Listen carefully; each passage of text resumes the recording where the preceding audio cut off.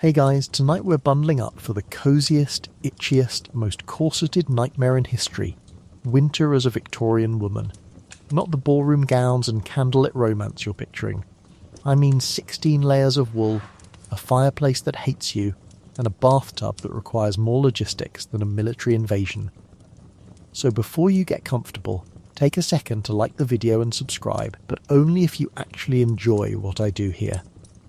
Leave a comment telling me where you're listening from and what time it is for you. Somehow it's always somewhere between midnight and regret.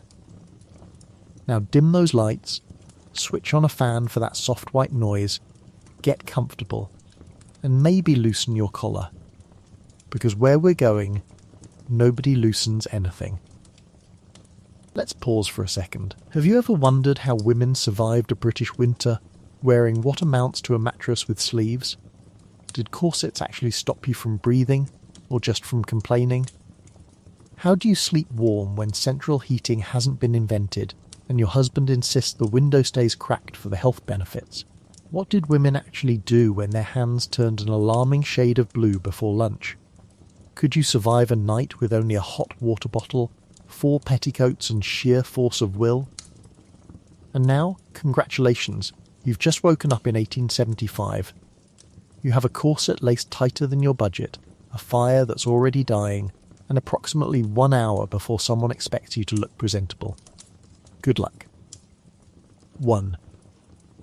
Waking up in a frozen bedroom, the first sound you hear isn't a bird or a bell. It's your own teeth. Victorian bedrooms in winter hovered somewhere between a meat locker and a personal insult, because fires weren't lit in sleeping quarters until someone downstairs decided you'd suffered enough. You peel back a mountain of blankets that weigh roughly the same as a confused sheep, and the air outside them slaps you awake faster than any alarm clock ever could. Your bedroom, if you're lucky enough to have one that isn't shared with 3 sisters and a cousin who snores like a steam engine, is a masterpiece of architectural indifference to human comfort. The windows are single-paned, which sounds fine until you remember that single-paned glass in January does roughly the same job as leaving a window open, just with extra steps and false hope. Frost forms on the inside of the glass overnight, delicate little fern patterns that would be beautiful if they weren't a direct symptom of your bedroom being colder than the meat safe in the pantry. You could scrape your initials into it. Several previous residents apparently did. The water in your washstand basin has developed a personality overnight, mostly the personality of ice. You didn't think about this before bed, because who wants to think about tomorrow's ice while trying to fall asleep tonight?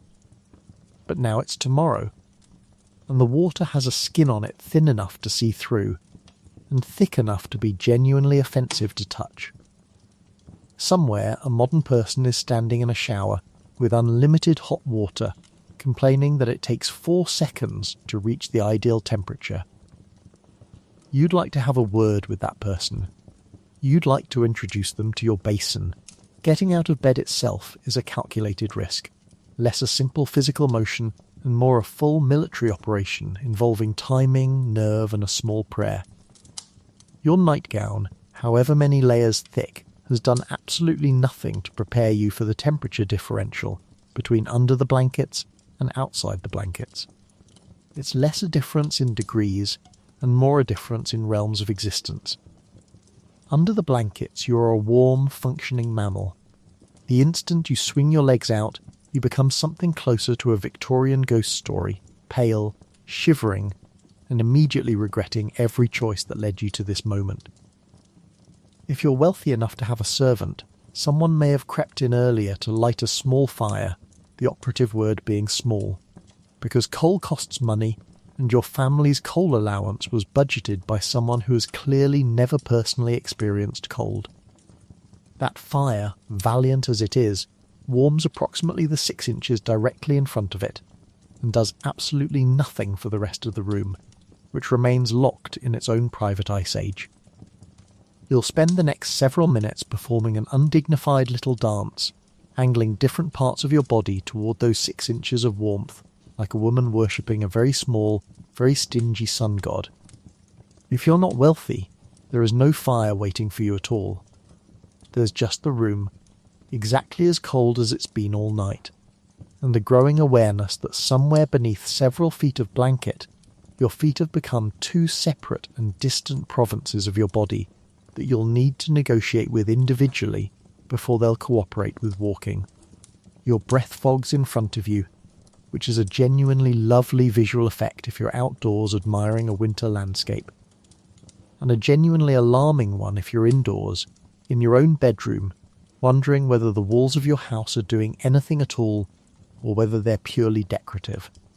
Victorian houses were built with tall ceilings and grand proportions, which look wonderful in paintings and function terribly as heat retention strategies. All that lovely rising warm air rises straight up and away from you, pulls somewhere near the ceiling moulding, and leaves you down at ground level with the cold, the drafts, and your own increasingly creative internal monologue about why anyone thought this was a reasonable way to live. Getting dressed at this point isn't optional, and it isn't leisurely either. There's no lounging in a robe with a cup of coffee while you gently ease into the day. There's cold air, cold fabric, and a body that would very much like to climb back under the blanket mountain and stay there until approximately April. You reach for your first layer, a chemise that's been sitting folded on a chair overnight and has absorbed all the ambient temperature of the room, meaning it is, in effect, a piece of ice-cold linen you're now expected to put directly against your skin. There's no gentle way to do this.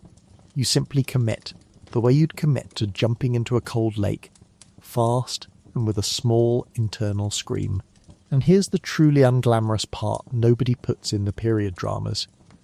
Chamber pots existed for a reason, and that reason becomes deeply personally relevant on a freezing morning when the outhouse, if your household even has indoor arrangements, feels approximately as far away and unwelcoming as the Arctic Circle. You handle your business quickly, efficiently, and with the specific grim determination of someone who has fully accepted that dignity is a luxury reserved for warmer months. By the time you've managed all of this, the actual dressing hasn't even started. The corset is still waiting, the 17 layers are still waiting.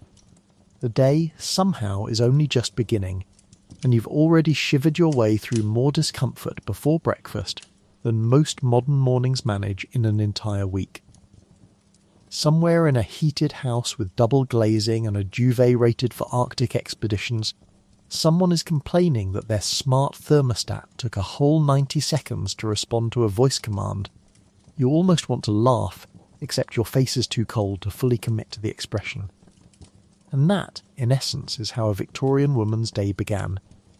Not gently, not gradually, just teeth chattering, breath fogging, and the quiet, dawning realization that the warmest part of your entire day has already happened. And it happened while you were still asleep. 2. The corset problem before you do anything else. You must be laced into a device engineered, it seems, by someone who genuinely disliked lungs. The corset wasn't optional. It wasn't seasonal. It was a daily negotiation between your ribs and Victorian beauty standards, and in winter you got to do this negotiation with fingers so cold they'd already given up on fine motor skills. The corset itself has been sitting on the chair overnight, which means it's arrived at roughly the same temperature as your chemise, somewhere between a winter puddle and disappointment. You wrap it around your torso and immediately your body responds the way any reasonable body would to being embraced by cold whalebone or steel, which is to say with a full body flinch, you have no time to indulge. There's a day to get through. The shivering will have to happen while fully laced. If you have a maid, this is her moment to shine, and also her moment to silently judge how tightly you've requested the lacing today. She stands behind you, pulling the laces with the calm efficiency of someone who has done this several thousand times, and has stopped being moved by the small involuntary sounds you make as your ribs adjust to their daily reminder of who's really in charge.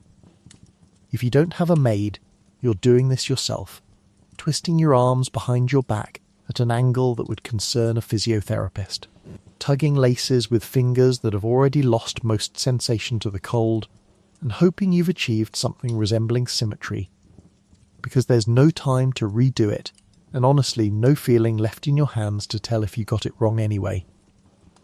Here's the part modern people tend to get wrong about corsets, thanks largely to costume dramas and their love of a dramatic fainting scene. You weren't tight-laced to the point of genuine danger every single day, not unless you were being deliberately extreme for a special occasion.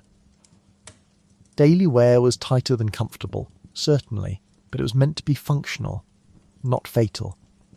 That said, functional is a generous word for something that reduces your lung capacity, presses gently but insistently on your ribs all day, and turns the simple act of bending over to pick something up into a strategic decision rather than a casual one. You don't just bend at the waist anymore, you bend the way a drawbridge bends, slowly with effort, and with the distinct feeling that the whole structure might not fully cooperate. Now add winter to this equation, because winter never misses an opportunity to make things worse.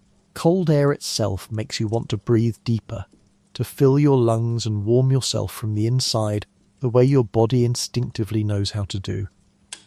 The corset disagrees. The corset was not consulted on your body's instincts and does not care about them.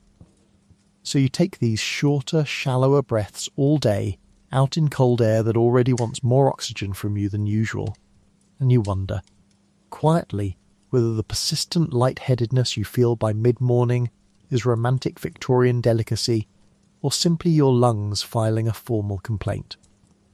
There's also the question of what the corset does to your circulation, which, spoiler, is nothing helpful. Your body is already working overtime, trying to keep your extremities warm in a house that treats heating as more of a philosophical concept than a practical reality.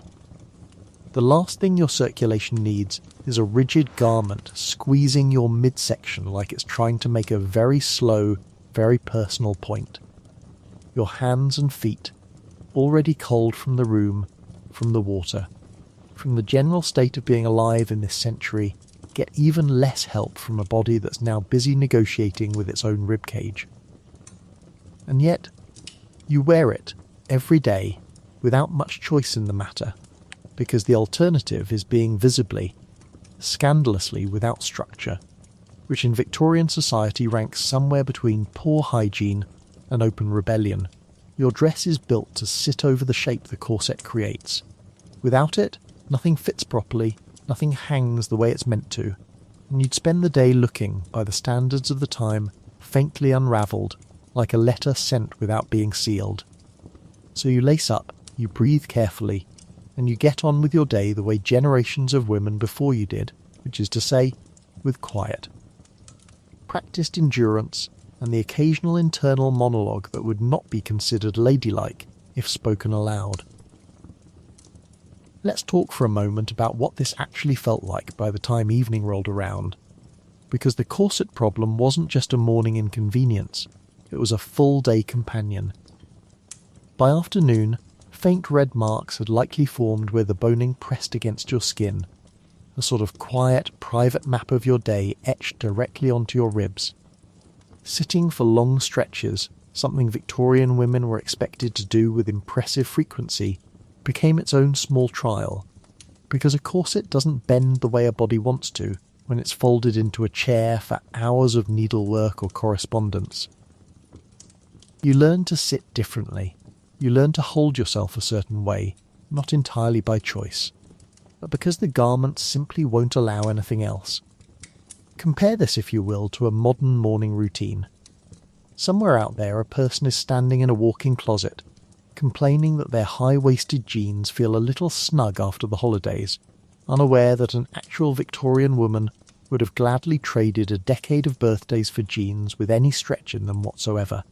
That same modern person might slip on a soft cotton bra with adjustable straps, sigh with mild inconvenience, and never once consider that their ancestors were out here getting cinched into whalebone by a maid with cold hands, all before the sun had properly risen. The truly remarkable thing is how normal all of this felt at the time. There was no daily internal debate about whether to wear the corset. It simply was the day.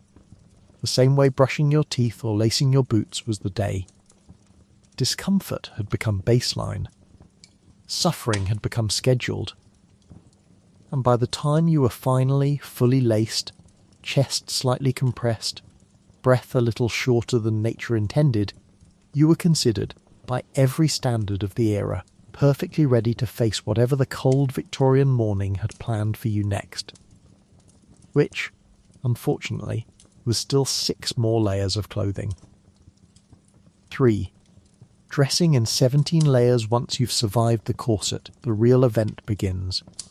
Victorian winter dressing wasn't an outfit, it was an architectural project. Kamise, drawers, corset, corset cover, petticoats plural.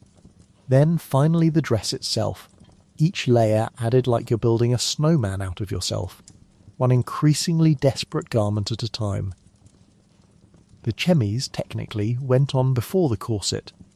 A thin linen layer meant to protect your skin from the whalebone and to protect the corset from you, since laundering a corset was neither easy nor frequent. But now that the corset is laced and your ribs have accepted their fate, the real accumulation begins on top of it. First comes the corset cover, a soft, unassuming layer whose entire purpose is to smooth over the ridges and seams of the corset beneath it, because heaven forbid anyone see the outline of the machinery holding you together.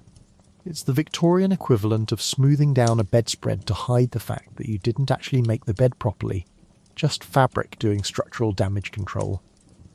Then come the petticoats, and this is where the word plural starts to feel less like a grammatical detail and more like a personal attack. A single petticoat would be reasonable. 2, perhaps generous, but winter demanded layers upon layers, each one slightly heavier than the last, stacked not for fashion, but for the very practical reason that a Victorian house offered roughly the same insulation as a garden shed. Flannel petticoats, quilted petticoats, petticoats with names you've never heard and hope never to need again. Each one tied at the waist, with its own separate string, adding its own separate weight, until you begin to understand that you're not getting dressed so much as constructing a small wearable building around your lower half. Your arms by this point have been raised and lowered so many times that they've developed their own opinions about the whole process. Fingers, still not fully recovered from the cold basin water and the icy kamise, now fumble with tiny hooks, tiny buttons and ties that seem to have been designed by someone who has never once tried to fasten anything while their hands are shaking slightly from cold. Every garment requires a small negotiation. Every negotiation takes slightly longer than it should, and every minute spent standing half-dressed in a freezing bedroom is a minute your body spends quietly reconsidering all its life choices. If you're fortunate enough to have a lady's maid, she moves around you with practiced patience, tying, tucking, and adjusting with the calm efficiency of someone assembling flat-pack furniture for the 1000th time. She knows exactly which layer goes where, and in what order, because getting it wrong means unravelling the whole outfit and starting again, and nobody, least of all her, has the patience for that before breakfast. If you don't have a maid, you're doing all of this alone, twisting and reaching and occasionally abandoning all dignity to simply flop one arm through a sleeve while muttering something decidedly unladylike under your breath. And we haven't even reached the dress yet.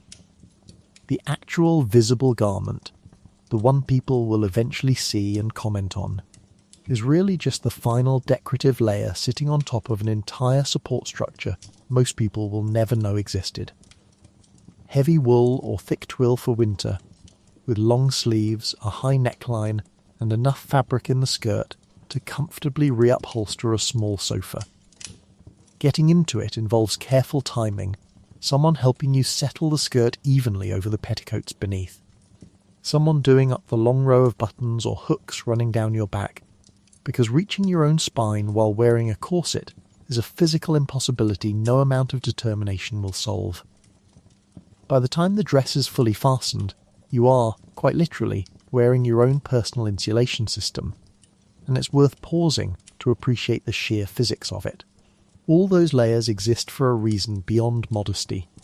In a house where the fire barely reaches the middle of the room, where windows leak more heat than they retain, and where central heating exists only as a concept future generations will take embarrassingly for granted, your clothing is doing serious structural work.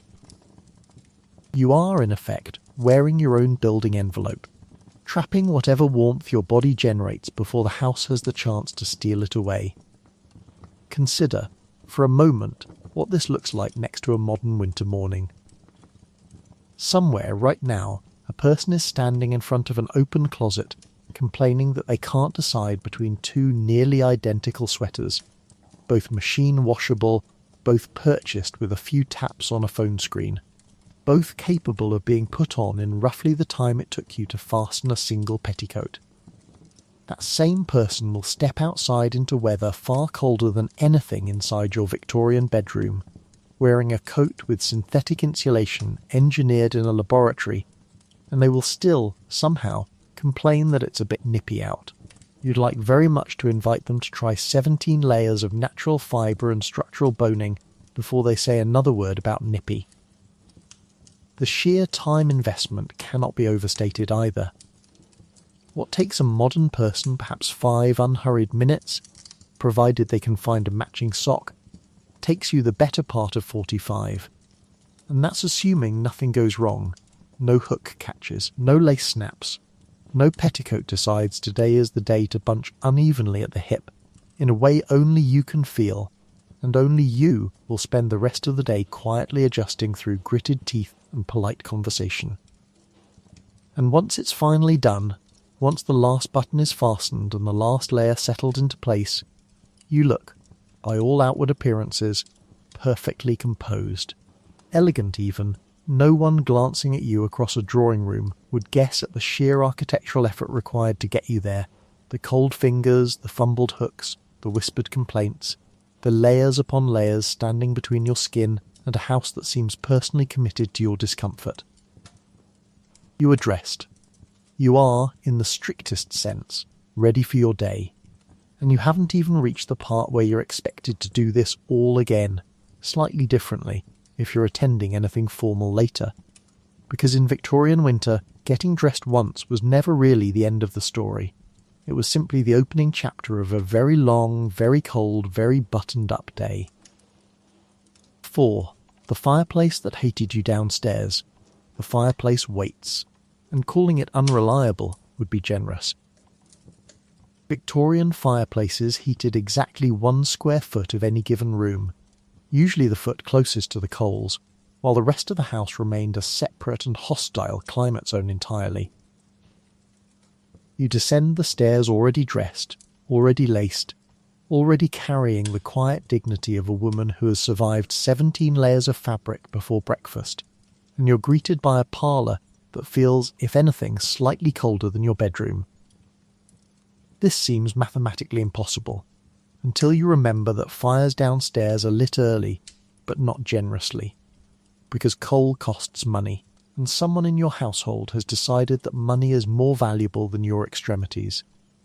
The fire crackles away in the grate, doing its very best, which, to be fair, is genuinely not much.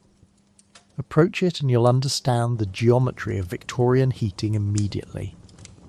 There is a small, glorious radius directly in front of the flames where warmth actually exists, roughly the size of a dinner plate, and beyond that radius, the temperature drops so sharply you'd think you'd walked through an invisible door into a different, angrier season. Stand too close, and your skirts, layered as they are, begin to smell faintly of scorched wool while your back, mere inches away, remains as cold as it was upstairs. There is no winning position. There is only a constant fidgety negotiation between roasting your front and freezing your back, a process best described as rotisserie living. The fireplace itself is a demanding, high-maintenance companion. Someone has to keep feeding it coal, and that someone is very often a servant hauling scuttles up from the cellar, her hands blackened. Her patience tested by a fire that seems to consume fuel with the enthusiasm of a teenager raiding a pantry. If your household can't afford a full-time servant for this task, that someone might be you, kneeling awkwardly in your corset and petticoats, trying to arrange coal with a small shovel while your whalebone structure actively resents the bending involved. Bending to tend a fire in a corset is not unlike trying to touch your toes while wearing a barrel. Technically possible. Deeply unpleasant. And even once it's properly stoked, the fire has opinions of its own. It smokes when the wind blows the wrong direction. It sulks when the coal is even slightly damp, which in a British winter is more often than not. It occasionally belches a puff of soot straight into the room with no warning whatsoever, coating the mantelpiece, the furniture, and quite possibly your sleeve in a fine layer of black dust that no amount of brushing fully removes. Victorian soot doesn't ask permission. It simply arrives, settles in, and becomes a permanent, uninvited house guest. The chimney, meanwhile, is having its own private drama. Victorian chimneys were notoriously inefficient, drawing heat straight up and out into the cold sky with the same enthusiasm your fire showed for consuming coal. You could, quite reasonably, argue that most of the actual warmth generated by your fire never made it into the room at all. Choosing instead to take a scenic tour up the flue and out into the night air, where it presumably joined all the other wasted Victorian heat in some enormous useless cloud above the rooftops. Meanwhile, you sit in the room below, wondering why you can see your breath while sitting directly next to an actual burning fire. There's a particular kind of psychological toll to this too, a sort of slow, grinding disappointment that builds over the course of a winter. You keep expecting the fire to eventually catch up, to fill the room the way fires do in paintings and storybooks, glowing and generous and warm from wall to wall. It never does. Every single day you sit near the flames with the same cautious optimism, and every single day the room beyond your small dinner plate radius of warmth remains resolutely, spitefully cold. If disappointment could be scheduled, this would be it. A recurring daily appointment with a fireplace that simply refuses to meet you halfway. Compare this to a modern living room, where someone taps a single button on a wall panel and heat simply arrives, evenly, silently, filling every corner of the house without argument or negotiation. That same person might complain that their smart thermostat app took a few extra seconds to load, or that the heating schedule reset after a software update, entirely unaware that a Victorian woman would have happily traded a limb for the luxury of heat that didn't require constant coal deliveries, soot management, and a working relationship with a chimney sweep. If you told her about central heating, about warm floors and radiators in every room, she might genuinely weep, and not from the cold, for once. There's also the small matter of everyone in the household competing for the fire's limited affection. In a family with multiple children, multiple sisters, and possibly a grandmother who insists on the best seat by tradition, the space directly in front of the fireplace becomes a quietly contested piece of real estate. Chairs are angled with strategic precision. Small territorial disputes erupt over whose turn it is to occupy the warmest spot. Someone always ends up on the outer edge of the warmth, arms crossed, silently resentful, calculating exactly how long it will be before they can politely request a seat rotation without seeming rude. By evening, the fire has usually settled into a steady, manageable glow, and the room has achieved something that could generously be called tolerable, provided you don't move more than a few feet from the hearth. You've learned by now the specific choreography required to survive a Victorian winter evening indoors, angling your body just so, keeping a shawl within arm's reach at all times, and accepting that any trip across the room to fetch a book or a candle will involve a brief, brutal reintroduction to the actual temperature of your own house. And when the fire is finally banked for the night, coals carefully smothered to preserve a few embers for the morning, the room slips quickly back into its natural state, which is cold, patient, and entirely unbothered by your feelings on the matter. You'll climb the stairs, back into a bedroom that never really warmed up in the first place, and tomorrow the whole ritual begins again, coal-hauled, fire-coaxed. Warmth rationed out in stingy dinner plate portions to a household that has, by necessity, simply learned to expect very little from the fireplace that was supposed to be helping. 5. Breakfast by candlelight winter mornings arrived so dark that breakfast often happened by candle or oil lamp, because sunrise in a British winter is more of a polite suggestion than an actual event. You'd sit at a table barely warmer than the room around it, eating something warm in theory, cooling in practice. The candlelight itself is doing its best, flickering away in little brass holders scattered around the table, but candlelight was never meant to illuminate a room so much as gently suggest where the furniture might be. You squint at your plate through a soft amber gloom that would look terribly romantic in a painting, and feels, in practice, mostly like eating breakfast inside a very dim cave. Shadows stretch long across the tablecloth. Someone's teacup looks vaguely threatening.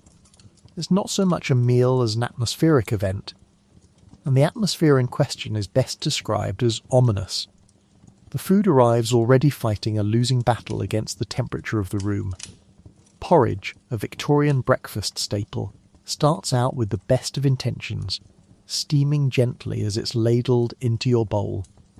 And by the time you've lifted your spoon for the third bite, it's developed a thin, unenthusiastic skin on top, cooling at roughly the same rate as your enthusiasm for the day ahead. Tea fares slightly better, at least initially, arriving hot from the pot and giving you a brief, glorious window of actual warmth cupped between your hands. A small ceramic miracle in an otherwise chilly room. That window closes faster than you'd like. By the time you've buttered your toast, itself gone slightly cool and stiff the way only Victorian toast seems capable of, your tea has settled into a lukewarm, resigned state that matches the general mood of the table perfectly.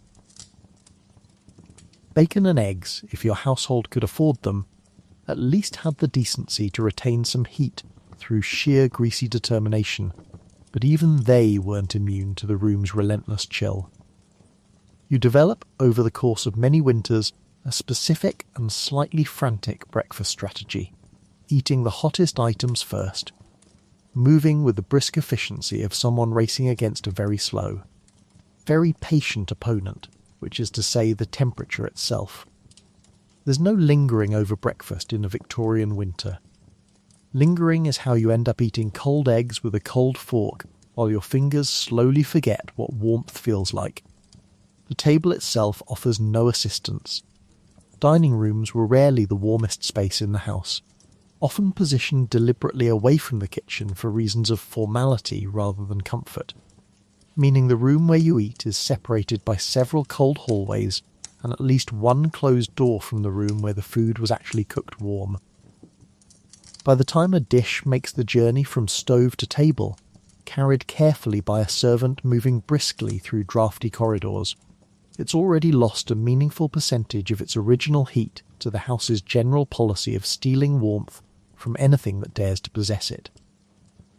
Conversation at breakfast tends to be brief and practical, partly out of Victorian custom, and partly because nobody particularly wants to linger in a dim, chilly room discussing the weather when the weather is, quite literally, seeping in through every available crack. Someone mentions the frost on the windows. Someone else mentions that the coal delivery is running late again. There's a general, unspoken agreement that breakfast is something to be endured efficiently rather than savoured slowly. A brief tactical stop before the day's activities rather than a leisurely start to it. If you have children in the household, breakfast becomes its own small production.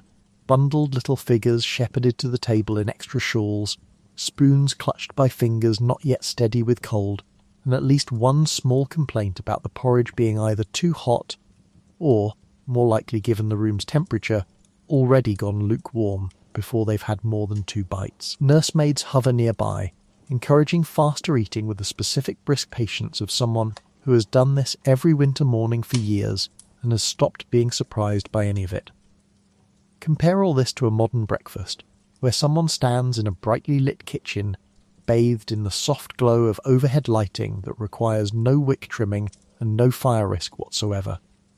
Pouring coffee from a machine that kept it at a precise, programmable temperature all morning long. That same person might complain their toast popped up a shade too dark, or that their oat milk had gone slightly separated in the fridge, entirely unaware that a Victorian woman would have gladly traded both complaints for the simple luxury of a breakfast that stayed warm for longer than 4 minutes, and a room bright enough to actually see what she was eating. There's also the small daily ritual of trimming candle wicks and refilling oil lamps that modern breakfasts simply don't require.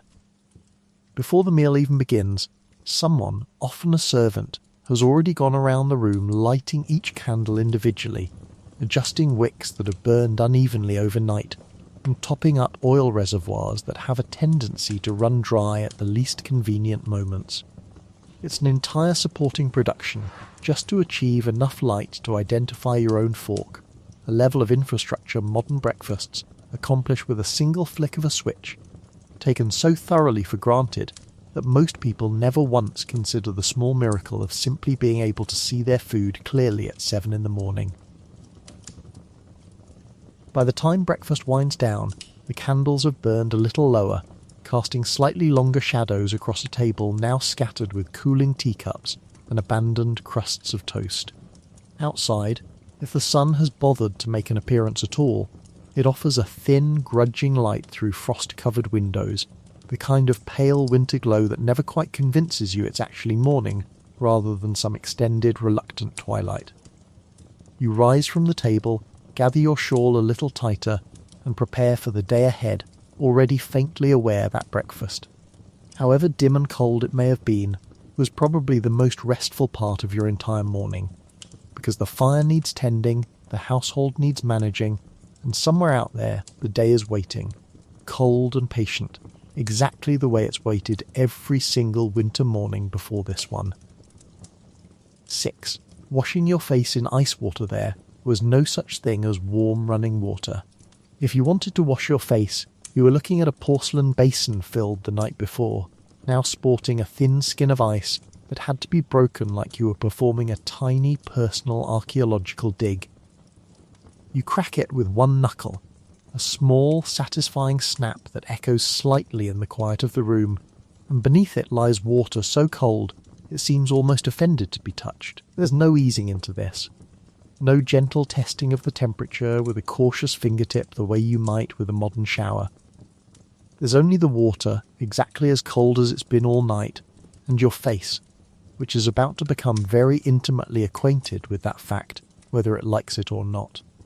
The washstand itself sits in the corner of your room, a simple piece of furniture holding the basin, a matching jug, and perhaps a small dish of soap that's gone slightly hard and cracked from the cold, the same way everything else in the room seems to have surrendered to winter's general policy of making objects as unpleasant as possible.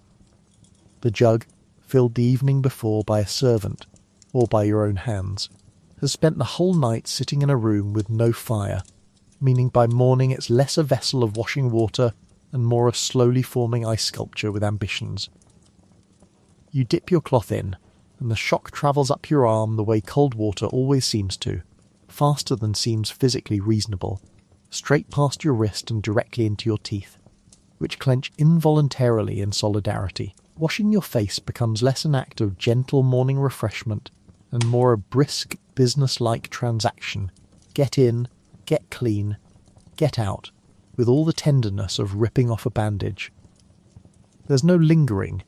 There's no leisurely splash followed by a moment of quiet reflection in the mirror.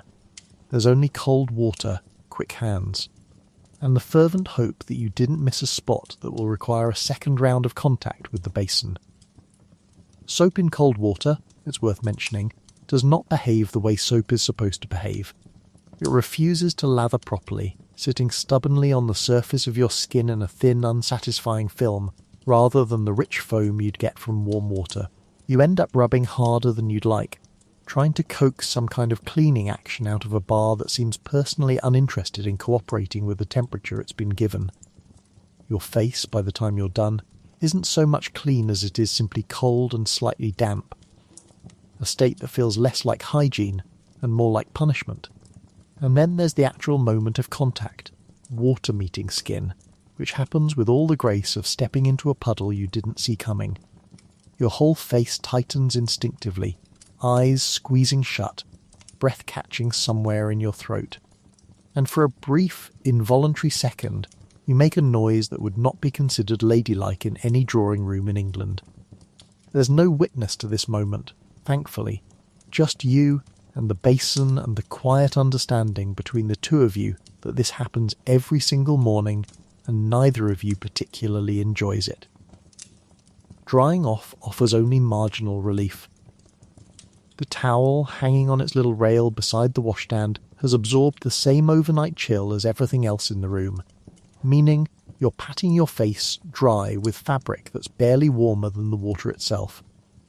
It's less about achieving warmth at this point and more about damage control, removing the worst of the moisture before it has the chance to evaporate and take what little residual body heat you have left along with it.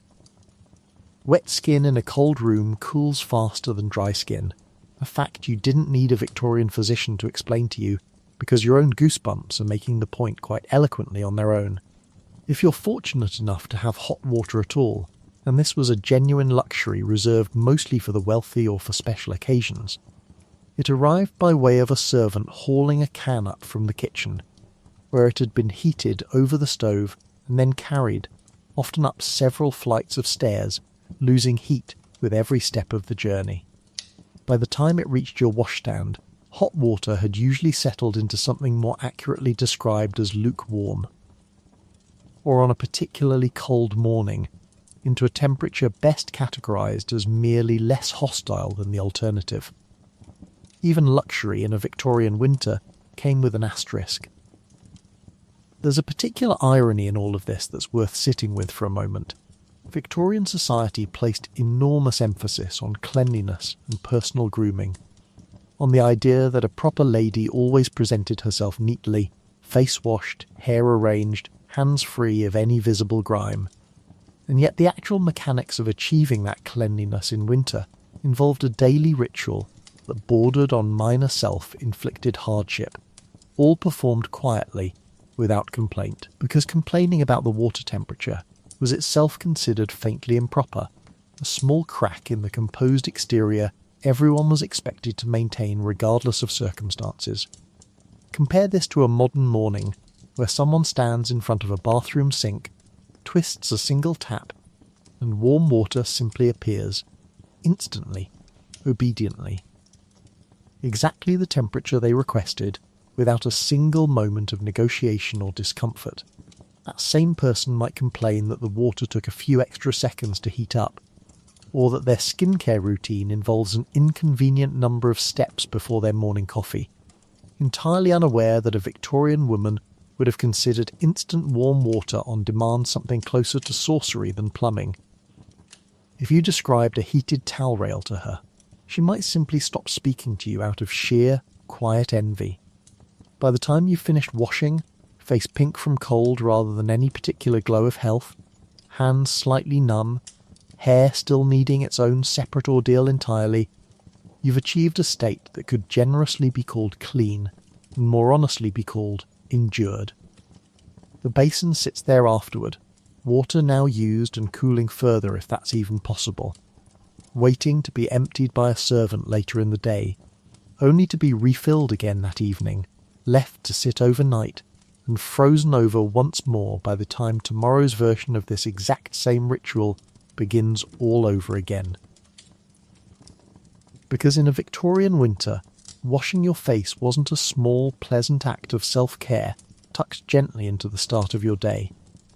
It was a brief, cold, slightly heroic act of endurance, performed daily, without fanfare, and without so much as a single warm tap to make it any easier. 7. The hair ordeal Victorian hair took time, and cold fingers do not thrive at intricate braiding. Your maid, if you had one, or your own numb hands if you didn't, would spend the better part of an hour pinning, twisting and praying that the whole architectural marvel didn't collapse before noon. You sit at a small dressing table, positioned inevitably nowhere near the fire, because mirrors were rarely placed in the one warm corner of the room, as if Victorian architects had a personal vendetta against convenience. The brush moves through your hair with the brisk efficiency of someone trying to finish before frostbite sets in, and your scalp, already sensitive from the cold, registers every tug with a small, involuntary wince you've learned to suppress, because flinching mid-brush only leads to a longer, more complicated session. Victorian hairstyles were not by any stretch simple. This was an era that treated hair less like something growing out of your head, and more like a construction project requiring blueprints, scaffolding, and considerable structural engineering. Centre partings, elaborate coils, buns stacked with the confidence of a woman who fully expects her hair to stay exactly where she puts it for the next 12 hours, regardless of wind, weather, or basic physics. Achieving this look required not just skill, but patience. And patience, in a freezing bedroom before the fires had any real chance to make a difference, was in famously short supply. If you have a maid, she stands behind you, sectioning your hair with fingers that are, by this point in the morning, nearly as cold as yours, having already hauled coal, filled washstands, and laced you into your corset before this. She works with a kind of grim determination, twisting strands into place, securing them with pins she's holding between her lips, because there's nowhere else convenient to keep them, occasionally muttering under her breath when a section refuses to cooperate. There's an unspoken understanding between the two of you that this needs to happen quickly, both because the day is waiting and because standing still in a cold room for the better part of an hour is its own particular kind of misery, regardless of which end of the hairbrush you're on.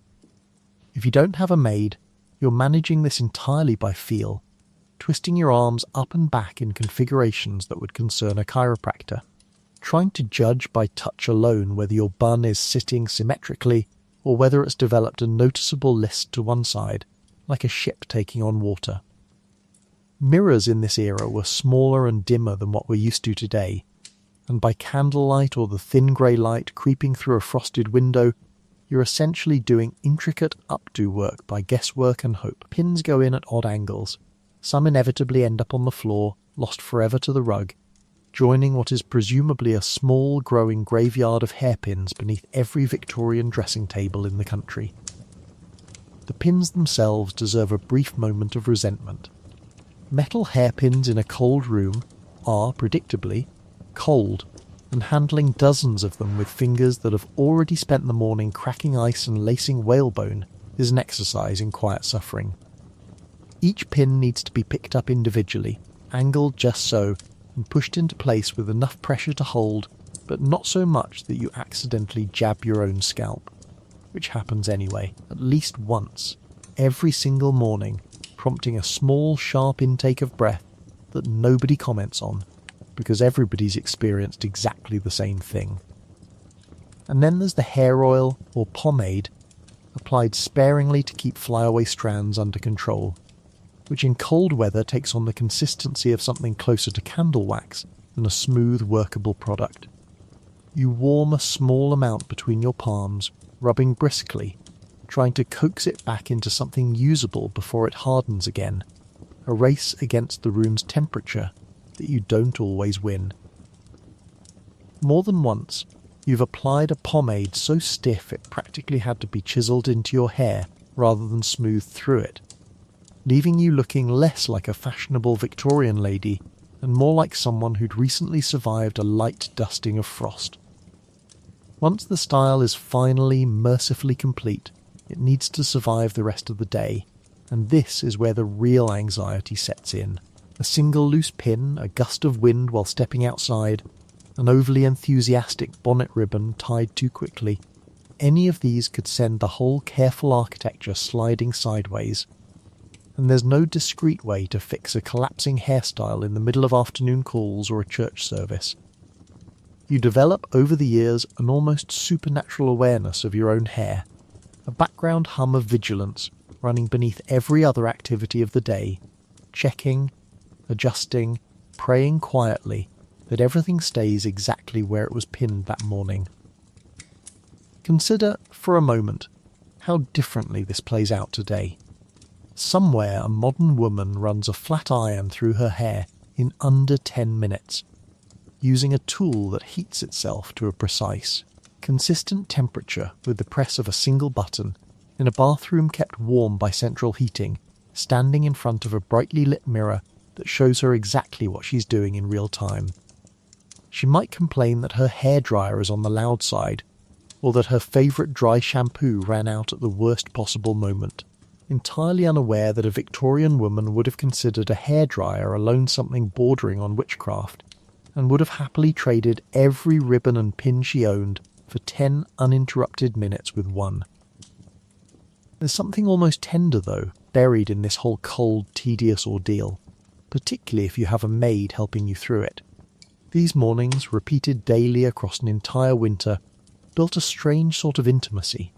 Two women working together in silence against the cold, against the clock, against hair that had its own stubborn opinions about cooperation.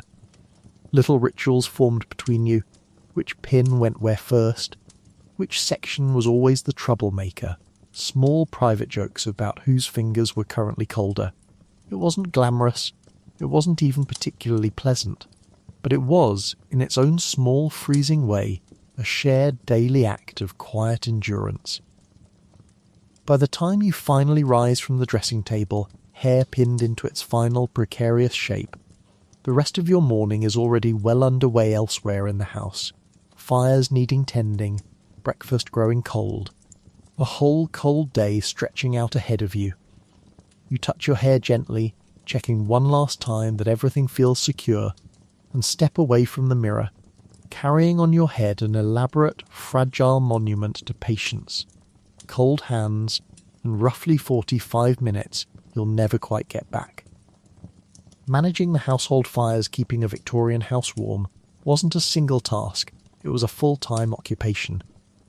Someone had to haul coal, someone had to lay it, someone had to stoke it, and if that someone was you, congratulations, you now understood exactly how much effort went into a single degree of warmth. The day's fire management begins before most of the household is even properly awake, with a servant, or in smaller households a woman managing without one, hauling scuttles of coal up from the cellar, one heavy, awkward armload at a time. Coal is filthy in a way that seems to defy reason, coating hands, sleeves, and occasionally faces in a fine black residue that no amount of careful handling ever fully avoids. You learn over the years to hold your skirts a certain way when passing near the coal store, a small protective instinct developed after one too many ruined hemlines, though it never entirely works.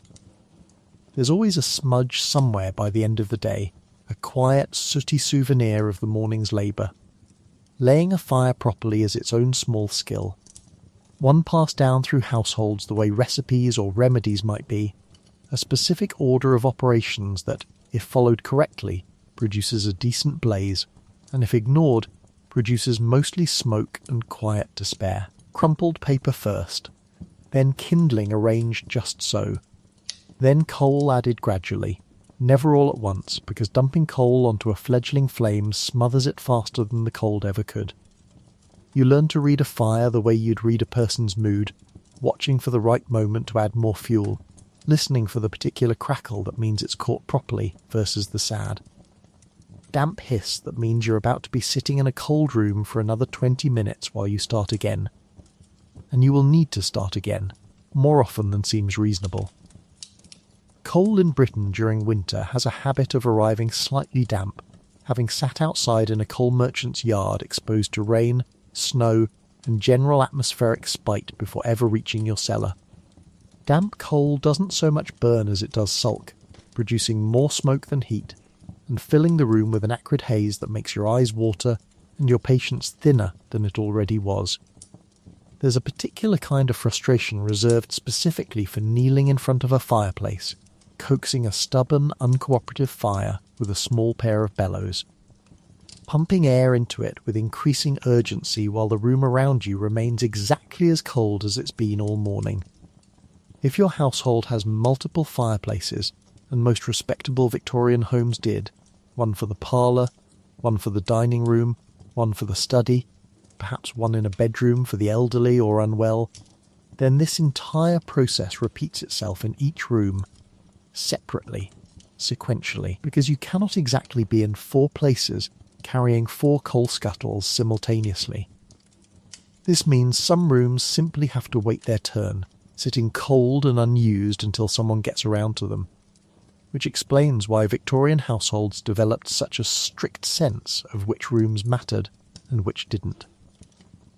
The parlour, where guests might be received, got priority. The nursery, tucked away upstairs, often got whatever attention was left over, which on a particularly busy morning could be disappointingly little. Once a fire is finally established and burning steadily, the work is far from over, because fires require constant low-level supervision, the way a small temperamental pet might. Left alone too long, it burns down to embers and needs restoking. Fed too much too quickly, it can flare dangerously, or send sparks popping out onto the hearthrug, which in a house full of long skirts and open flames was a genuine and constantly managed fire risk. You develop an almost unconscious awareness of every fire in the house throughout the day, a mental checklist running in the background. Has the parlour fire been tended in the last hour? Is the dining room fire low? Will there be enough coal left for this evening? Or does someone need to make another trip to the cellar before dark? Ash removal is its own separate, thoroughly unglamorous chore, one that happens daily and involves scraping out the previous day's burned residue before a new fire can even be laid. This ash goes everywhere it isn't supposed to, drifting in fine grey clouds that settle on nearby furniture, on hemlines, on anything within a few feet of the grate. Some households repurposed the ash for other uses, mixing it into soil for the garden or using it for scouring particularly stubborn pots, because Victorian households wasted remarkably little out of both thrift and necessity. Still, the process of removal itself is dusty, tedious work best done early, before guests arrive and before your dress has any chance of returning to its previously ash-free state. Then there's the coal budget itself, a source of quiet, ongoing household tension in families of more modest means. Coal wasn't free, and every scuttle hauled up from the cellar represented an actual expense that had to be weighed against other needs. Wealthier households burned freely, fires blazing in nearly every room without a second thought. Families of more modest income made careful, sometimes painful calculations, choosing which rooms genuinely needed heating and which could simply go without. A decision that often meant bedrooms sat cold all day, heated only in the evening, if at all, leaving anyone retiring early or feeling unwell to shiver through hours with no fire whatsoever. Compare this entire elaborate, sooty, physically demanding operation to the modern experience of adjusting a thermostat, a single dial or a tap on a phone screen. Silently and instantly warming an entire house without anyone hauling a single scuttle of anything. Somewhere out there a person complains that their smart home heating app glitched overnight, and the house was a touch cooler than usual when they woke up, entirely unaware that a Victorian woman would have considered even that glitchy. Slightly too cool, mourning something close to miraculous compared to her own daily reality of coal dust under her fingernails, and a fire that required roughly the same level of hands-on management as a temperamental farm animal. By the time evening arrives, fires need banking for the night, coals carefully arranged and partially smothered with ash to preserve just enough heat to make relighting easier come morning, a small act of foresight that saves considerable effort a few hours later. You check each grate one final time, making sure nothing's been left dangerously unattended, that no stray ember threatens the hearthrug, and that tomorrow's version of yourself or tomorrow's servant will have something workable to build from when the whole cycle begins again before sunrise. It's worth pausing to appreciate just how much invisible labour sat behind every single warm room in a Victorian household. Every quiet, cosy parlour scene, every family gathered comfortably by a crackling fire reading aloud in the evening, existed only because someone, somewhere, had spent the entire day hauling, laying, coaxing, and monitoring that fire with the quiet. Relentless dedication of someone keeping a small, fragile flame alive against a house, and a season that seemed determined to snuff it out at every possible opportunity. 9. The kitchen battlefield the kitchen was arguably the only genuinely warm room in the entire house, which meant everyone wanted to be there and absolutely no one was allowed to be there unless they were cooking, cleaning, or being cooked at by the resident cook, who guarded that stove like a dragon guards gold. The great iron range dominates the room, hissing and radiating a heat so foreign to the rest of the house that stepping into the kitchen on a winter morning feels less like entering another room and more like crossing into another climate entirely. That heat is hard won though, requiring constant feeding, constant cleaning, and a level of maintenance that would make the parlour fire look positively lazy by comparison. The range needs blackleading, a filthy, laborious process involving a graphite-based polish rubbed into the iron to keep it from rusting, applied with a brush and considerable elbow grease, usually before dawn, by someone who will spend the rest of the morning trying, mostly unsuccessfully, to scrub the black residue out from under their fingernails. If you're the lady of the house rather than the cook herself, you're not generally welcome to linger here, not because the warmth isn't tempting, and it absolutely is, but because the kitchen operates on its own strict hierarchy, and that hierarchy does not include the mistress of the house hovering by the stove pretending to check on dinner while actually just trying to feel her toes again. The cook, whether kindly or fearsome, depending entirely on the household, considers this her domain, and wandering into it uninvited is roughly equivalent to wandering into someone's office and rearranging their desk. You might get away with a brief visit, perhaps to discuss the evening's menu, but you'll notice the temperature of the conversation cooling considerably faster than the temperature of the room if you overstay your welcome. For the servants, though, the kitchen becomes something close to a sanctuary, the one place in the entire freezing house where you can actually feel your fingers without effort. This makes it, predictably, a hub of activity well beyond its official cooking duties. Everyone finds a reason to be there. The housemaid lingers slightly longer than necessary while collecting hot water for upstairs. The boot boy takes his time polishing shoes by the warmth of the range rather than in whatever cold corner he's technically assigned to. Even the occasional family member, particularly children who haven't yet fully absorbed the rules about which rooms they belong in, sneak down for a few stolen minutes of warmth before being firmly redirected back upstairs by someone who's clearly done this exact redirection several hundred times already this winter. The cook herself presides over all of this with the weary authority of someone managing both a kitchen and a small informal refugee camp for the perpetually cold. She's got bread proving near the range, a stew simmering that needs constant watchful attention, and now apparently also a housemaid who's decided this is the ideal moment for a leisurely chat about nothing in particular. Her patience for lingering visitors depends heavily on how the morning's baking is going, and on a bad day, when the bread hasn't risen properly, or the fire's being temperamental, that patience runs notably thin, expressed through pointed looks and increasingly short sentences, until the message, unmistakably, gets through. Cooking itself in winter presents its own set of challenges entirely separate from simply staying warm. Fresh produce is scarce, root vegetables and preserved goods forming the backbone of most winter meals, meaning the cook's daily creativity is spent less on elaborate variety and more on finding new and interesting ways to present roughly the same handful of ingredients without the family noticing they've had turnips 4 nights running. Meat, when available, requires careful management too, kept cool in a larder that, ironically, given how desperately cold the rest of the house is, still needs its own dedicated cold storage separate from the kitchen's warmth, a small, deliberate island of chill in an otherwise heat-seeking household.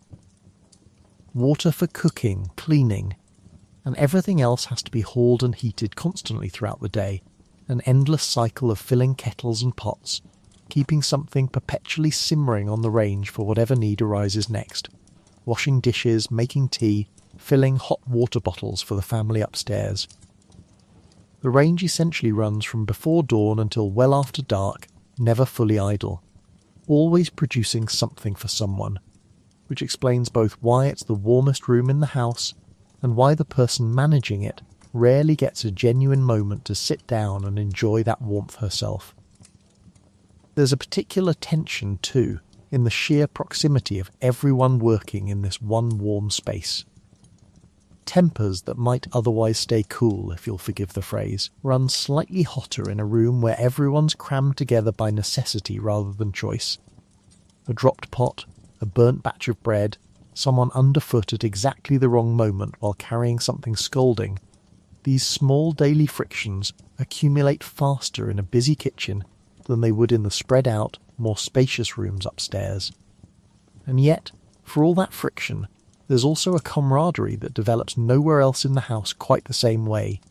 Servants working shoulder to shoulder against the cold and the clock, sharing the one genuinely warm space available to any of them, trading gossip and small kindnesses along with the workload. Compare this to a modern kitchen, evenly heated by the same central system warming the rest of the house, where nobody needs to compete for proximity to an oven just to feel their hands properly. Someone today might complain that their kitchen gets a little warm when the oven's been running for a while during a big holiday dinner, cracking a window for relief, entirely unaware that a Victorian cook would have gladly worked in that exact discomfort every single day of the year in exchange for never having to black-lead a range again, or haul another bucket of coal up from a freezing cellar before sunrise. By evening, the kitchen finally starts to quiet. The day's cooking done, dishes washed and put away. The range banked down to a manageable simmer for whatever might still be needed before bed. The servants who spent the day working in its warmth begin drifting off to their own quarters, often in the attic, often considerably colder than the kitchen they're leaving behind. A genuinely unfortunate architectural irony that meant the people who worked hardest to keep the house warm often slept in its coldest corners. The cook, last to leave as always, does one final check of the range, making sure it's settled safely for the night, and steps out into a house that, beyond this one warm room, remains exactly as cold and unforgiving as it's been all winter, patiently waiting for tomorrow's fires to begin the whole battle all over again. Winter laundry nightmares washing clothes in winter meant hauling water, heating it over a fire that took its sweet time, scrubbing fabric raw, and then hanging everything to dry in an atmosphere that seemed personally opposed to the concept of dryness. Laundry day arrives with the same grim inevitability as every other winter chore, except this one comes with the added indignity of requiring you, or whoever's assigned the task, to work with cold, wet hands for the better part of an entire day, in a house that already seems determined to freeze every extremity you own before noon. It typically begins before dawn, because the sheer volume of work involved in washing a household's clothing by hand demands every available hour of daylight, thin and grudging as that daylight might be in the depths of a British winter. The first task is water, and lots of it, hauled from a well or a pump, often outdoors, often across a yard slick with ice, in buckets heavy enough to strain even accustomed arms. Each trip means stepping out into the full force of the cold. No fireplace, no shawl thick enough, just you, the frozen ground, and a bucket that seems to grow heavier with every step back toward the house. By the time enough water's been hauled to fill the wash copper, a large vessel set over its own dedicated fire specifically for this purpose, your hands have already gone through several distinct stages of cold, from uncomfortable to numb, to a strange, distant tingling that you've learned not to worry about too much. Because worrying about it doesn't actually warm anything up. Heating that water takes time, real time, the kind that turns what feels like it should be a brisk morning task into an hours-long production. The copper needs its own fire, fed and tended the same way every other fire in the house needs feeding and tending, except this one has the added pressure of an entire day's washing, depending on it actually reaching a proper boil. You wait, feeding coal or wood into the flames beneath, occasionally checking the water with the weary patience of someone who has learned that watched pots. Much like watched Victorian winters, take an unreasonably long time to do anything at all. Once the water's finally hot, the actual washing begins, and this is where any romantic notion of Victorian domesticity dies a swift, soapy death. Clothes are scrubbed by hand against a washboard, a ridged wooden or metal surface designed specifically to abrade fabric, and, incidentally, knuckles, with equal enthusiasm.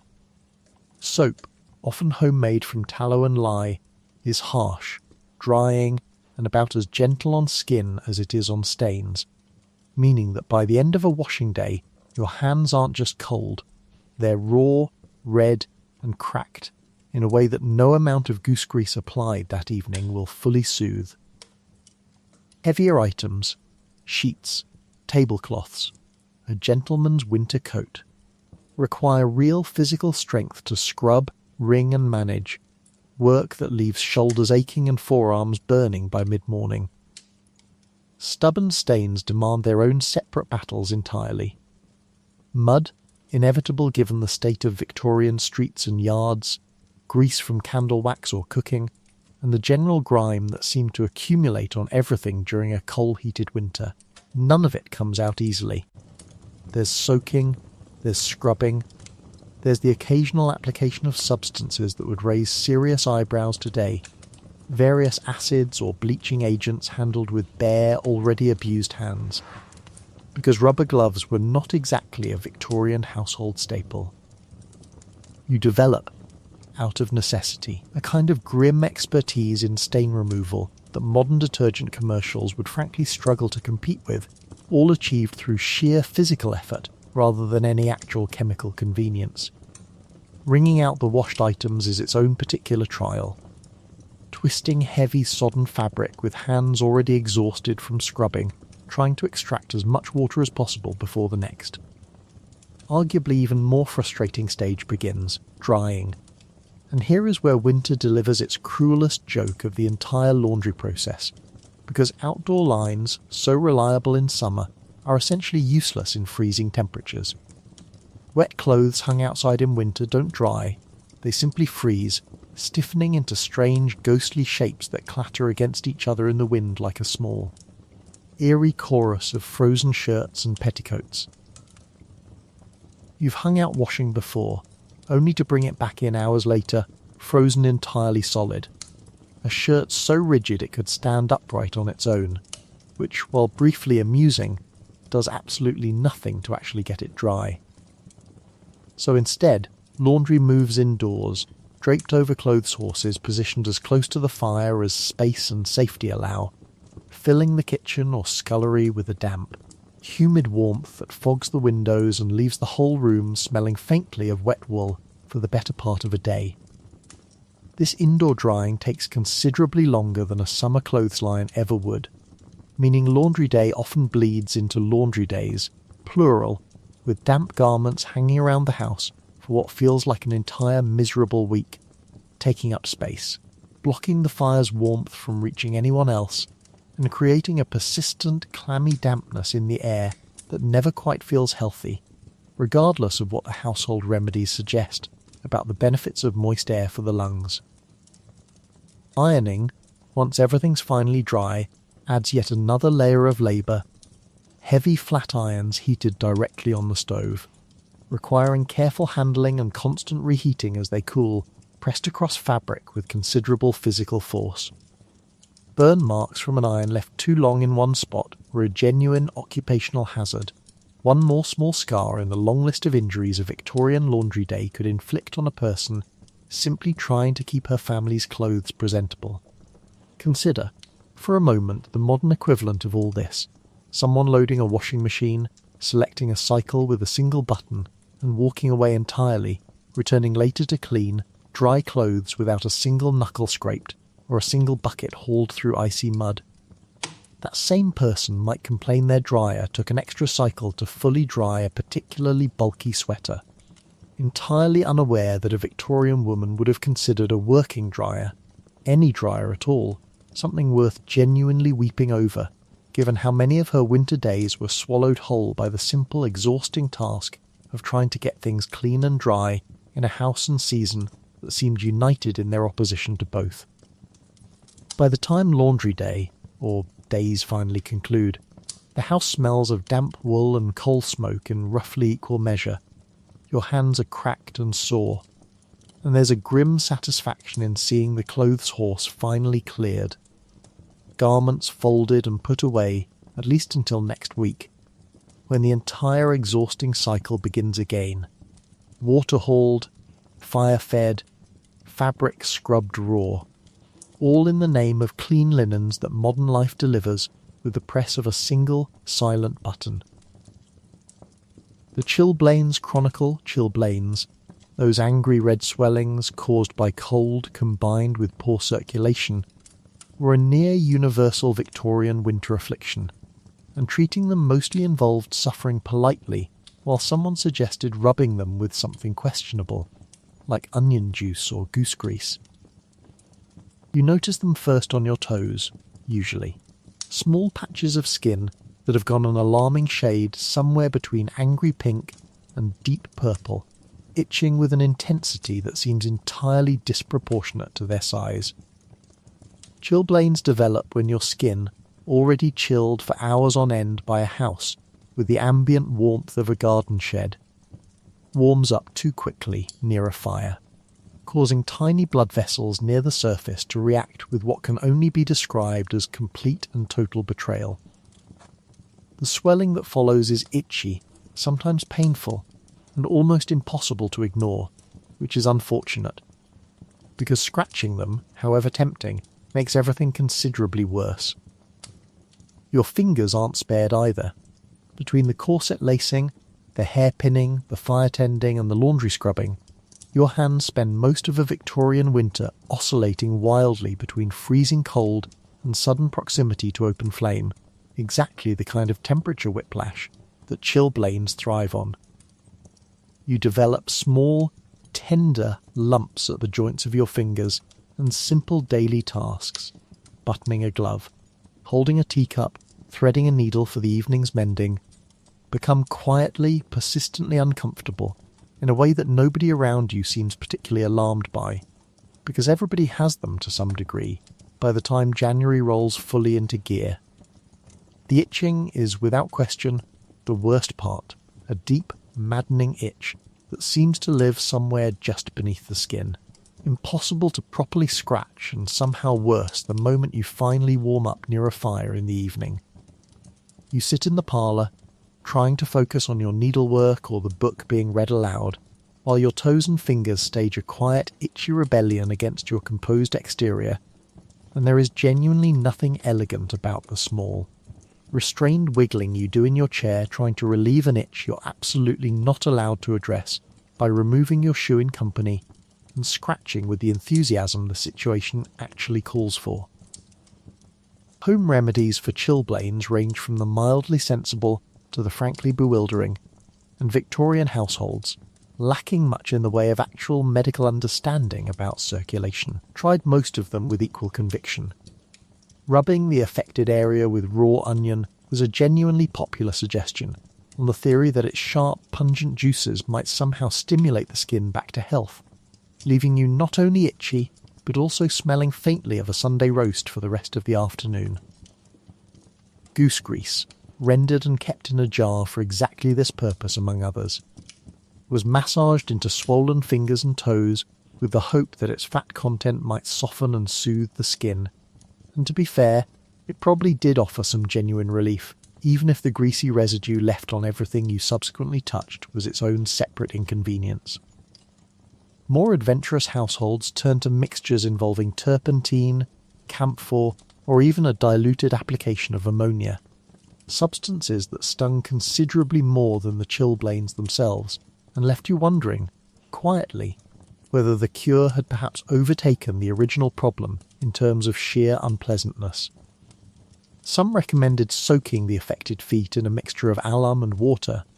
Others swore by a poultice of mustard, applied with the same brisk, no-nonsense confidence Victorian households applied to most ailments, treating your circulation problems with roughly the same energy they'd bring to scouring a particularly stubborn pot.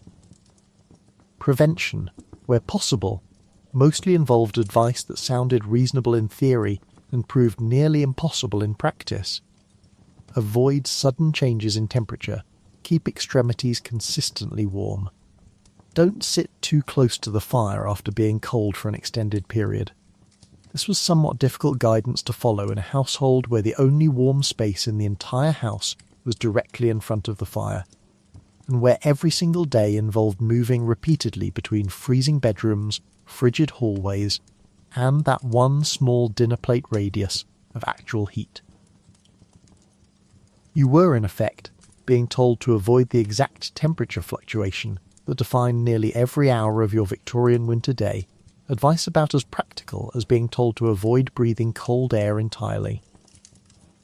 Wool stockings helped, marginally, and thick gloves offered some protection for the hands, though gloves made most of your daily tasks considerably more difficult, turning simple actions like picking up a dropped pin or buttoning a small hook into fumbling, frustrating ordeals. Some women swore by keeping their feet consistently dry, which sounds sensible until you remember the general state of Victorian streets in winter, slush, mud and puddles, conspiring against anyone attempting to keep their boots and stockings in a reliably dry condition for more than about 15 minutes at a time.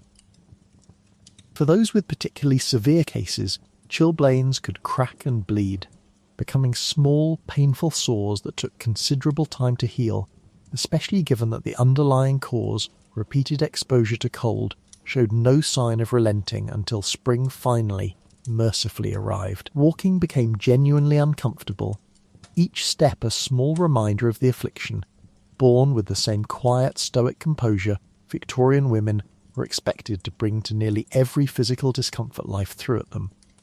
Because complaining too much about something as common and unglamorous as chilblains was considered faintly tedious company. Consider, for a moment, how this compares to a modern winter, where central heating maintains a consistent, moderate temperature throughout the house, eliminating most of the dramatic hot-cold fluctuation that causes chilblains in the first place, and where anyone who did develop them could simply visit a pharmacy for an actual medically formulated cream rather than reaching for a raw onion or a jar of rendered goose fat. Someone today might complain their feet feel a little cold walking from the car to the office in January, wrapped in insulated boots and thick modern socks, entirely unaware that a Victorian woman would have gladly traded that mild 15-second inconvenience for an entire winter free of angry. Itching purple toes that no amount of goose grease ever quite managed to fully resolve. By the time spring arrived and temperatures began their slow, grudging climb towards something reasonable, the chilblains would finally start to fade, skin healing, itching subsiding, leaving behind only the memory of another winter endured. Another season survived through sheer stubborn tolerance for a level of daily physical discomfort that would send a modern person straight to a doctor's office in genuine alarm. For a Victorian woman, though, it was simply February, and February, chilblains included, was something you got through, quietly, itchily, and without the slightest expectation that anyone owed you sympathy for something so thoroughly, universally ordinary. Etiquette in the cold even freezing half to death, a Victorian woman was expected to maintain perfect composure, because visibly shivering in company was considered almost as improper as laughing too loudly or having an original thought at the dinner table. The training for this began young, quietly instilled long before a girl ever attended her first proper social call. Mothers and governesses corrected posture, corrected expression, corrected the smallest involuntary twitch of discomfort with the same patient persistence they applied to correcting grammar or penmanship. A girl learned early that her body's honest reactions to cold, to hunger, to boredom were things to be managed privately, folded away beneath a pleasant, unbothered exterior the way a handkerchief gets tucked discreetly into a sleeve. By the time she reached adulthood, the suppression had become nearly automatic. A skill so thoroughly practiced it barely registered as effort anymore, except on the very coldest days, when even years of training strained visibly at the seams. Church attendance tested this discipline more than almost anything else. Victorian churches were notoriously, famously cold, built of stone specifically designed to hold its chill through even the mildest weather, let alone the deep freeze of a proper winter Sunday. You'd sit through an hour or more of service in a building that seemed to actively resent your presence, breath fogging faintly in front of you during the hymns, feet gone entirely numb somewhere around the second reading, and yet the expectation remained absolute. Sit still, sing clearly, appear reverently attentive, regardless of the fact that your extremities had essentially filed their resignation from your body 20 minutes earlier. A muff held primly in your lap offered a small mercy, your hands tucked inside its fur-lined interior, invisible to the rest of the congregation, engaged in their own quiet, desperate attempt at survival. Outdoor social obligations presented an entirely different flavour of challenge. Attending a winter garden party, however sparse and sensible such events were compared to their summer counterparts, or standing at a graveside for a funeral, or simply walking arm in arm with a companion during the fashionable hour when weather permitted, all required a woman to appear composed while dressed in clothing that, however many layers thick, was never quite designed with genuine cold weather survival in mind, so much as with the appearance of modesty and status. Fashion dictated thin kid gloves for certain occasions, elegant but offering roughly the insulating value of tissue paper, and you wore them anyway, because the alternative, thick, practical mittens simply wasn't done, however much your fingers might have appreciated the consideration. There was also the particular etiquette surrounding physical proximity to warmth in company, a subtle but real hierarchy that governed who got to sit closest to the fire in any given room. Age and status mattered enormously here.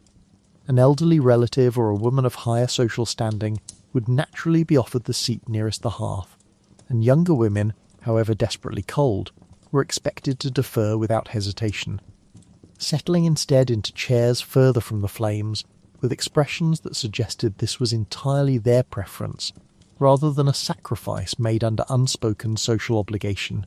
Offering your own warm seat to someone who outranked you, whether by age or class, was simply what was done, performed with a small, gracious smile that gave no hint whatsoever of the internal protest happening beneath it.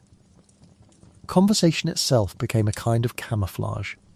Victorian small talk, endlessly mocked today for its focus on weather and trivial pleasantries, actually served a genuine practical function in winter, giving women a safe, socially sanctioned topic that let them acknowledge the cold obliquely, discussing it as an abstract external phenomenon rather than a personal complaint. Remarking that the weather had turned particularly severe this week was acceptable. Remarking that you personally couldn't feel your feet was not. The distinction was subtle but absolute, and every woman in the room understood exactly where that line sat without ever needing it explained. Even morning customs intersected uncomfortably with winter etiquette.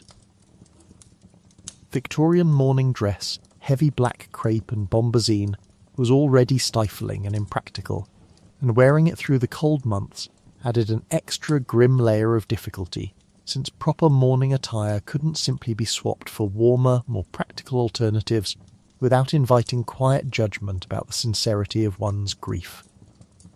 A widow shivering through a winter funeral in her prescribed black was expected to bear it with the same unreadable composure required of every other cold Victorian moment, her genuine sorrow and her genuine discomfort both folded into the same still, dignified silence. There's an interesting tension worth noting here, the way this rigid composure occasionally cracked in small, telling ways that etiquette manuals never quite managed to fully suppress. Diaries and letters from the period occasionally reveal flashes of genuine frustration, a woman confiding to her journal that she thought she might actually freeze solid during a particularly interminable afternoon call, or joking privately with a sister about whose teeth had chattered more audibly during church that morning.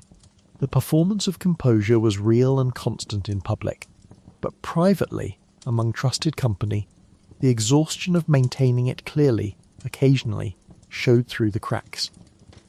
Consider how thoroughly this contrasts with modern social expectations, where someone attending a chilly outdoor event today might simply say, quite plainly, that they're freezing, wrapping themselves in a blanket someone thoughtfully provided, without a single raised eyebrow from anyone nearby. Complaining about being cold at a modern gathering isn't just tolerated, it's practically a bonding ritual, an easy, shared observation that breaks the ice, so to speak, rather than breaking any rule of propriety. A Victorian woman, watching this exchange, might find it almost bewildering. This casual, open admission of physical discomfort, freely spoken and met with nothing but sympathy, rather than the faintest suggestion that she'd revealed something faintly improper about her own character. By the time an evening of forced composure finally ended, and she returned home.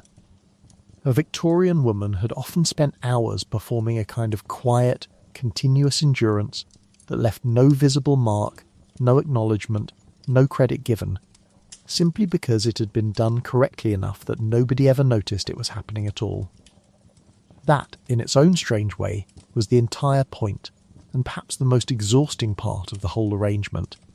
Suffering so gracefully, so completely, that the suffering itself became invisible, leaving behind only the calm, pleasant impression of a woman who seemed, somehow, entirely unaffected by a cold that had, in truth, followed her through every single room of her day. 13.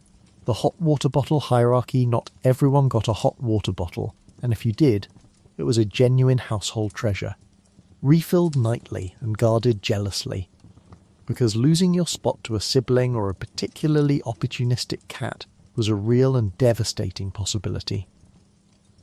The Victorian version of a hot water bottle wasn't the soft, rubber, slightly squishy object modern people take entirely for granted. It was, more often than not, a stoneware bottle, heavy, ceramic, sealed with a cork stopper, filled with water heated on the kitchen range and carried carefully upstairs by a servant balancing it against the very real risk of scalding herself on the journey. Rubber hot water bottles did eventually arrive later in the century, a genuine luxury when they did, but for much of the era, warming your bed meant a solid, unwieldy vessel that radiated heat generously for the first hour and then settled into a long, slow decline toward room temperature, which, given the room in question, was not exactly a high bar to sink toward. If your household could only afford a handful of these bottles, and many could not afford even that, a strict, if unspoken, hierarchy determined exactly who received one on any given night. The lady of the house, naturally, took priority, followed closely by any elderly relatives living under the same roof, whose circulation was considered, correctly, more fragile than everyone else's. Children came next, though even among children there were subtle gradations, the youngest or the sickliest typically winning out over older, hardier siblings, who were expected to simply tough it out under an extra blanket instead. Servants, predictably, sat at the very bottom of this particular ladder, often left to warm their own beds through whatever means they could improvise. A heated brick wrapped in flannel, perhaps, if they were resourceful, or simply the accumulated body heat of a shared attic room and sheer stubborn endurance if they weren't. Securing your bottle each evening required a certain amount of quiet strategy. You learned the household routine precisely, which servant filled the bottles and in what order, roughly what time they'd be distributed. And you made absolutely certain you were in your room, in your bed, ready and waiting when your allotted warmth arrived. Because a bottle left briefly unattended on an empty bed was, in a house full of siblings, essentially an open invitation. Younger brothers in particular developed a reputation in many households for a specific kind of nighttime opportunism. Slipping quietly into an older sister's room to relocate her hot water bottle to their own bed the moment she stepped out to fetch a book or say goodnight to a parent, leaving her to return to sheets gone cold and a very pointed conversation the following morning that rarely resulted in any actual justice being served. Cats, too, deserve their own particular mention in this ongoing domestic conflict, because a Victorian household cat, faced with the choice between a cold hearth and a gloriously warm bottle nestled beneath a blanket, showed absolutely no loyalty whatsoever to whichever family member the bottle technically belonged to.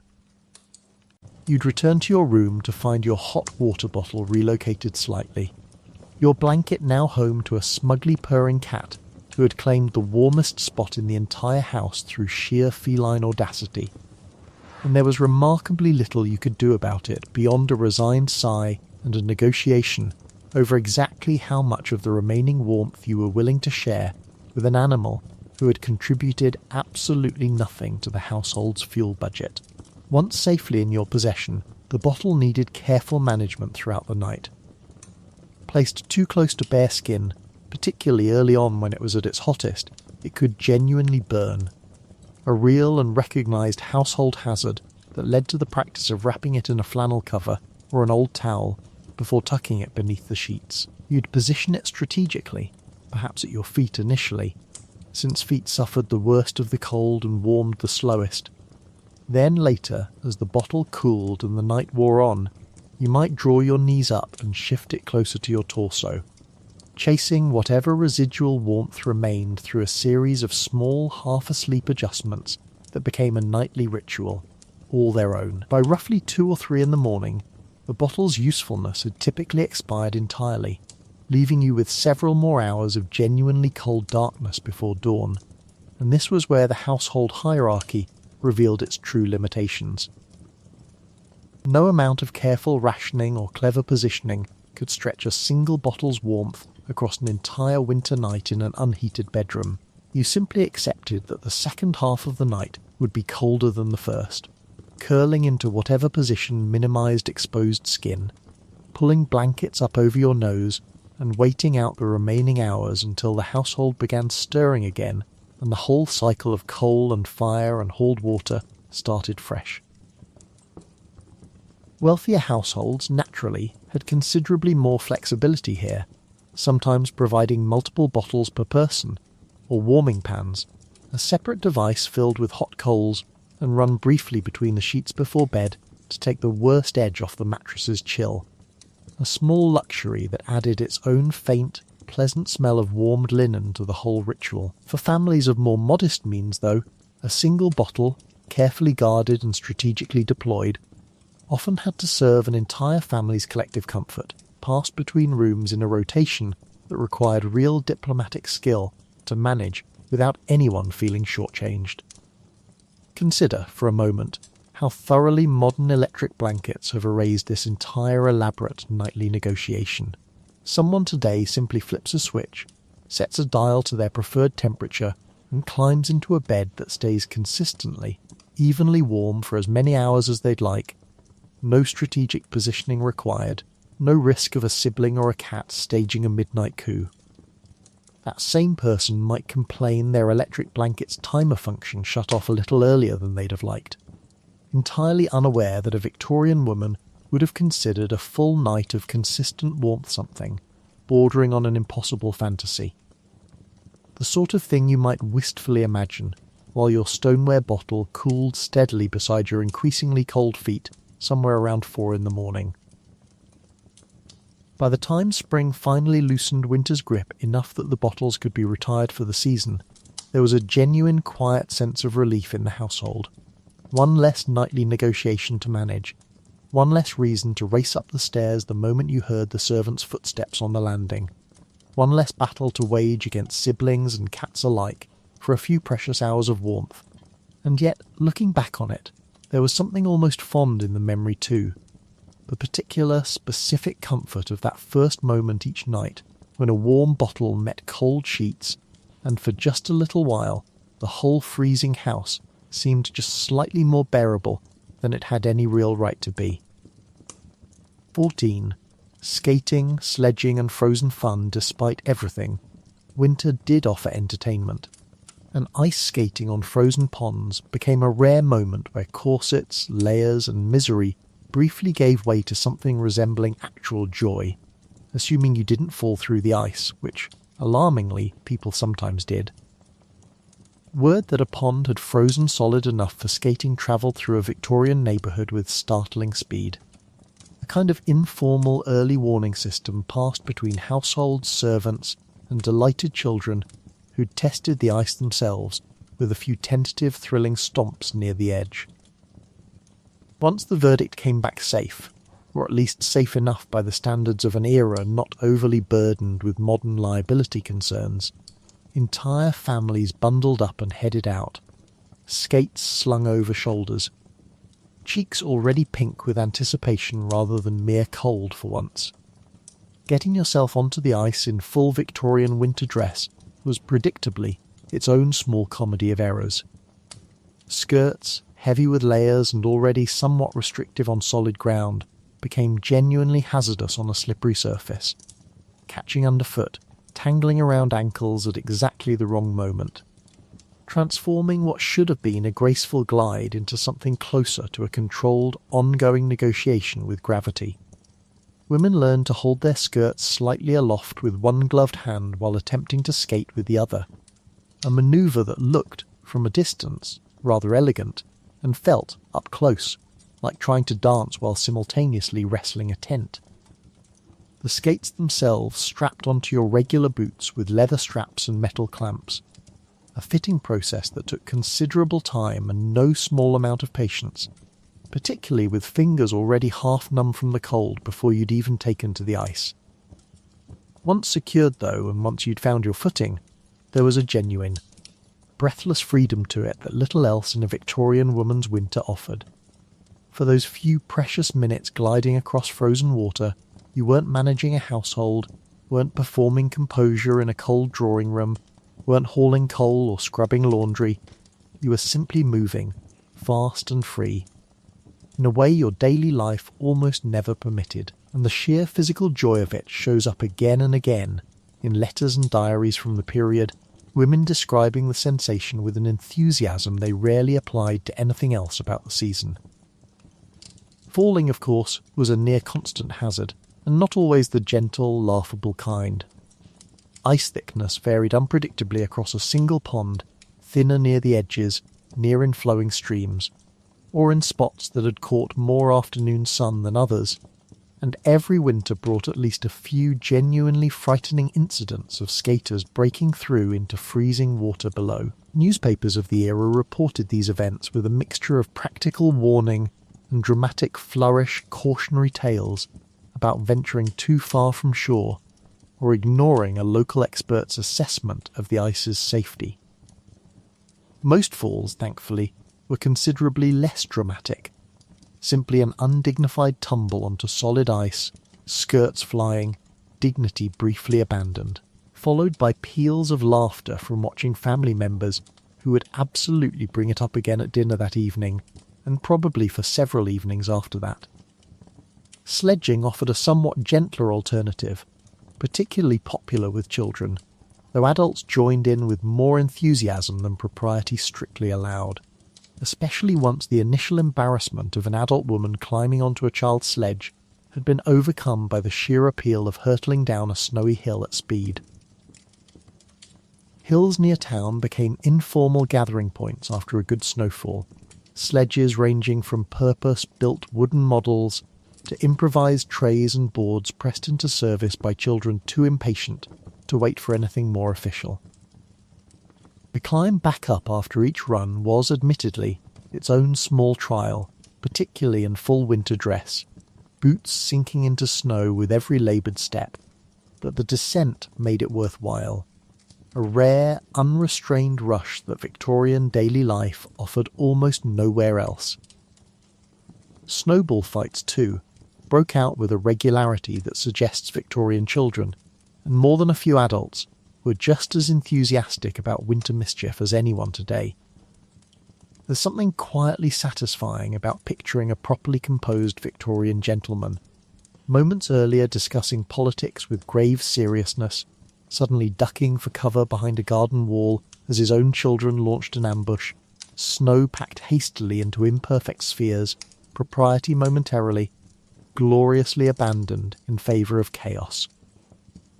These winter activities also carried a distinct social function beyond mere entertainment. Skating parties in particular became genuine courtship opportunities, offering young men and women a rare semi-supervised setting where physical closeness, a steadying hand offered across uncertain ice, a companion skating alongside rather than sitting stiffly across a drawing room, was entirely acceptable and even encouraged. Many a Victorian romance apparently found its footing, quite literally on a frozen pond, chaperones present but somewhat more relaxed than usual, distracted by their own attempts to stay upright, granting young couples small pockets of relatively unsupervised conversation they wouldn't easily find elsewhere. Warming up afterward became its own cherished part of the ritual, households often preparing hot drinks and simple refreshments for skaters returning cold, exhilarated, and thoroughly pink-cheeked from the ice. Roasted chestnuts sold by street vendors near popular skating spots added their own particular winter fragrance to the scene. Warm and smoky. A small, affordable luxury enjoyed clutched in cold, grateful hands before the walk home. There was a genuine sense of communal celebration to these afternoons that stood in sharp contrast to the isolated individual endurance that characterised so much of the rest of a Victorian winter. Consider how this compares to modern winter recreation, where an artificial ice rink maintains a perfectly consistent surface regardless of actual weather conditions, where skates rent easily by the hour with steel blades sharpened to a precise, reliable edge, and where the greatest danger most skaters face is a mildly embarrassing tumble onto padded rubber flooring rather than an actual plunge into freezing water. Someone today might complain that their local rink's hot chocolate machine was out of order during their visit, entirely unaware that a Victorian skater would have gladly accepted that minor inconvenience in exchange for the simple reassurance of ice that couldn't possibly crack beneath her. By the time the light faded and families finally trudged home, skates slung once again over shoulders, cheeks wind-burned, muscles pleasantly tired in a way that had nothing to do with corsets or coal scuttles, there was a rare, genuine contentment to the exhaustion. These frozen afternoons offered something the rest of the Victorian winter rarely did: permission, however briefly, to simply enjoy the cold rather than merely survive it. A small, glittering pocket of joy carved out of a season that otherwise seemed determined to test everyone's patience at every possible turn. 15. The Christmas preparations winter meant Christmas, and Christmas meant an entirely new category of exhausting labour, from stirring puddings that had been fermenting since October, to decorating with holly that seemed specifically designed to draw blood from careless hands. The pudding itself deserves particular attention here, because Christmas pudding wasn't something you simply whipped up a few days before the holiday. It was, by Victorian tradition, prepared weeks in advance, sometimes as early as late November, on what was known as Stir-Up Sunday, a name that sounds charmingly festive until you're the one actually doing the stirring, arm-aching, wooden spoon grip tightly, working through a dense, heavy mixture of dried fruit, suet, breadcrumbs, and spices that resists every effort to move it smoothly around the bowl. Tradition demanded that every member of the household take a turn stirring, always clockwise, always while making a private wish, a lovely sentiment in theory that in practice meant coordinating the schedules of an entire family, plus servants, plus whichever relatives happened to be visiting. Also, everyone could have their brief, obligatory moment with a spoon before the pudding was wrapped in cloth and left to mature in a cool pantry for the better part of a month, developing flavour the way only something quietly fermenting since autumn really can. Silver coins, or sometimes small trinkets, were traditionally hidden inside the mixture before it was tied off, a charming custom that also meant every family member eating pudding on Christmas Day approached each bite with the particular caution of someone who genuinely did not want to break a tooth on an actual sixpence. Finding the coin was considered good luck for the year ahead. Finding it the hard way with your molars was considered considerably less lucky, though it did make for a memorable Christmas dinner story told and retold at family gatherings for years afterward, usually by the person least willing to let it be forgotten. Decorating the house brought its own particular hazards, chief among them holly, gathered enthusiastically from hedgerows and garden bushes with a complete disregard for the fact that holly leaves are, structurally speaking, tiny green weapons. Every Victorian household seemed to accept, as a simple cost of doing Christmas business, that at least one family member would emerge from the decorating process with scratched hands, a small puncture wound from an overly enthusiastic sprig, or a muttered word not typically heard in polite company as a particularly stubborn cluster of berries refused to sit properly on the mantelpiece. You'd arrange it anyway, along with ivy and mistletoe, the greenery draped across picture frames and door frames with a cheerful disregard for your own bleeding fingertips, because a house without proper decoration by Christmas Eve was practically an admission of domestic failure.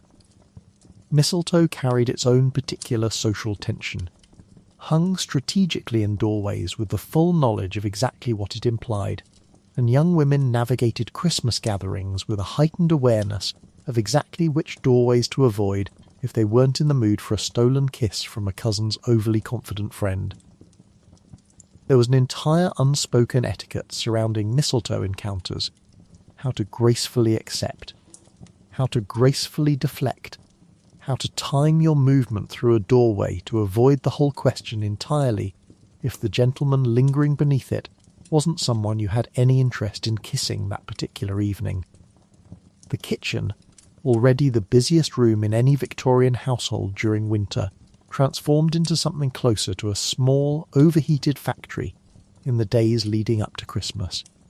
Mince pies needed making in genuinely large quantities, since tradition suggested eating one on each of the 12 days of Christmas brought good fortune, meaning the cook found herself producing what felt like an endless assembly line of pastry, each pie requiring its own careful preparation, filled with a mixture of dried fruit, spices, and sweatbat, confusingly to modern ears.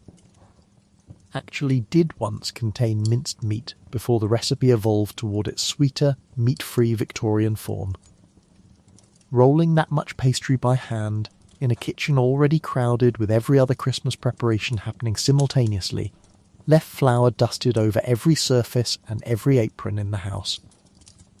Goose, or if the family could afford it, turkey, required its own extensive preparation. Plucked, dressed, and roasted in an oven that, much like every other fire in the house, demanded near constant attention to avoid disaster.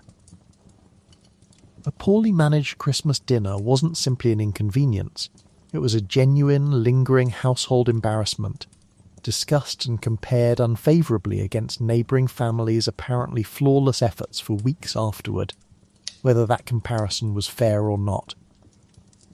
The cook, already exhausted from weeks of extra baking, faced Christmas Eve with the quiet dread of someone responsible for a meal that would be judged, remembered, and referenced at every family gathering for the following year. Gift preparation added yet another layer to the season's labour, since Victorian Christmas gifts were far more likely to be handmade than purchased, particularly among households of modest means. Evenings that might otherwise have offered a small measure of rest were instead spent by candlelight, hands already tired from a full day's work, knitting scarves, embroidering handkerchiefs, or assembling small trinkets for children and relatives, each gift representing hours of squinting, careful labour performed on top of, rather than instead of, everything else the day had already demanded. Then there were the cards, a relatively new but rapidly beloved Victorian tradition, requiring their own correspondence marathon, addresses checked, sentiments composed, wax seals pressed, and the whole stack carried to the post in time to arrive before Christmas Day itself. A task that, in a household with any real social circle, could easily consume an entire evening on its own. Consider how thoroughly modern Christmas preparation has streamlined all of this. a pudding purchased ready-made from a shop shelf, pastry bought pre-rolled in the refrigerated aisle, gifts ordered online and delivered to the doorstep within days, cards, if sent at all, often replaced entirely by a quick digital message requiring no wax, no seal and no penmanship whatsoever. Someone today might complain that their online order for stocking fillers is running a day behind schedule, entirely unaware that a Victorian woman would have gladly traded her entire month of stirring, scratching, plucking and rolling for the simple luxury of a single well-timed delivery van. By the time Christmas Eve finally arrived, the house filled with the smell of spices, roasting meat, and the faint, lingering scent of candle wax. There was an undeniable hard-won satisfaction in seeing it all finally come together, decorations hung, pudding matured, pies stacked, gifts wrapped and waiting. Exhausted as everyone was, there was real warmth in it too. Not the kind that came from a fireplace, but the kind that came from weeks of collective, stubborn effort. Each scratched hand and aching arm folded quietly into a holiday that, for one single day at least, felt entirely worth every bit of the trouble it had taken to arrive.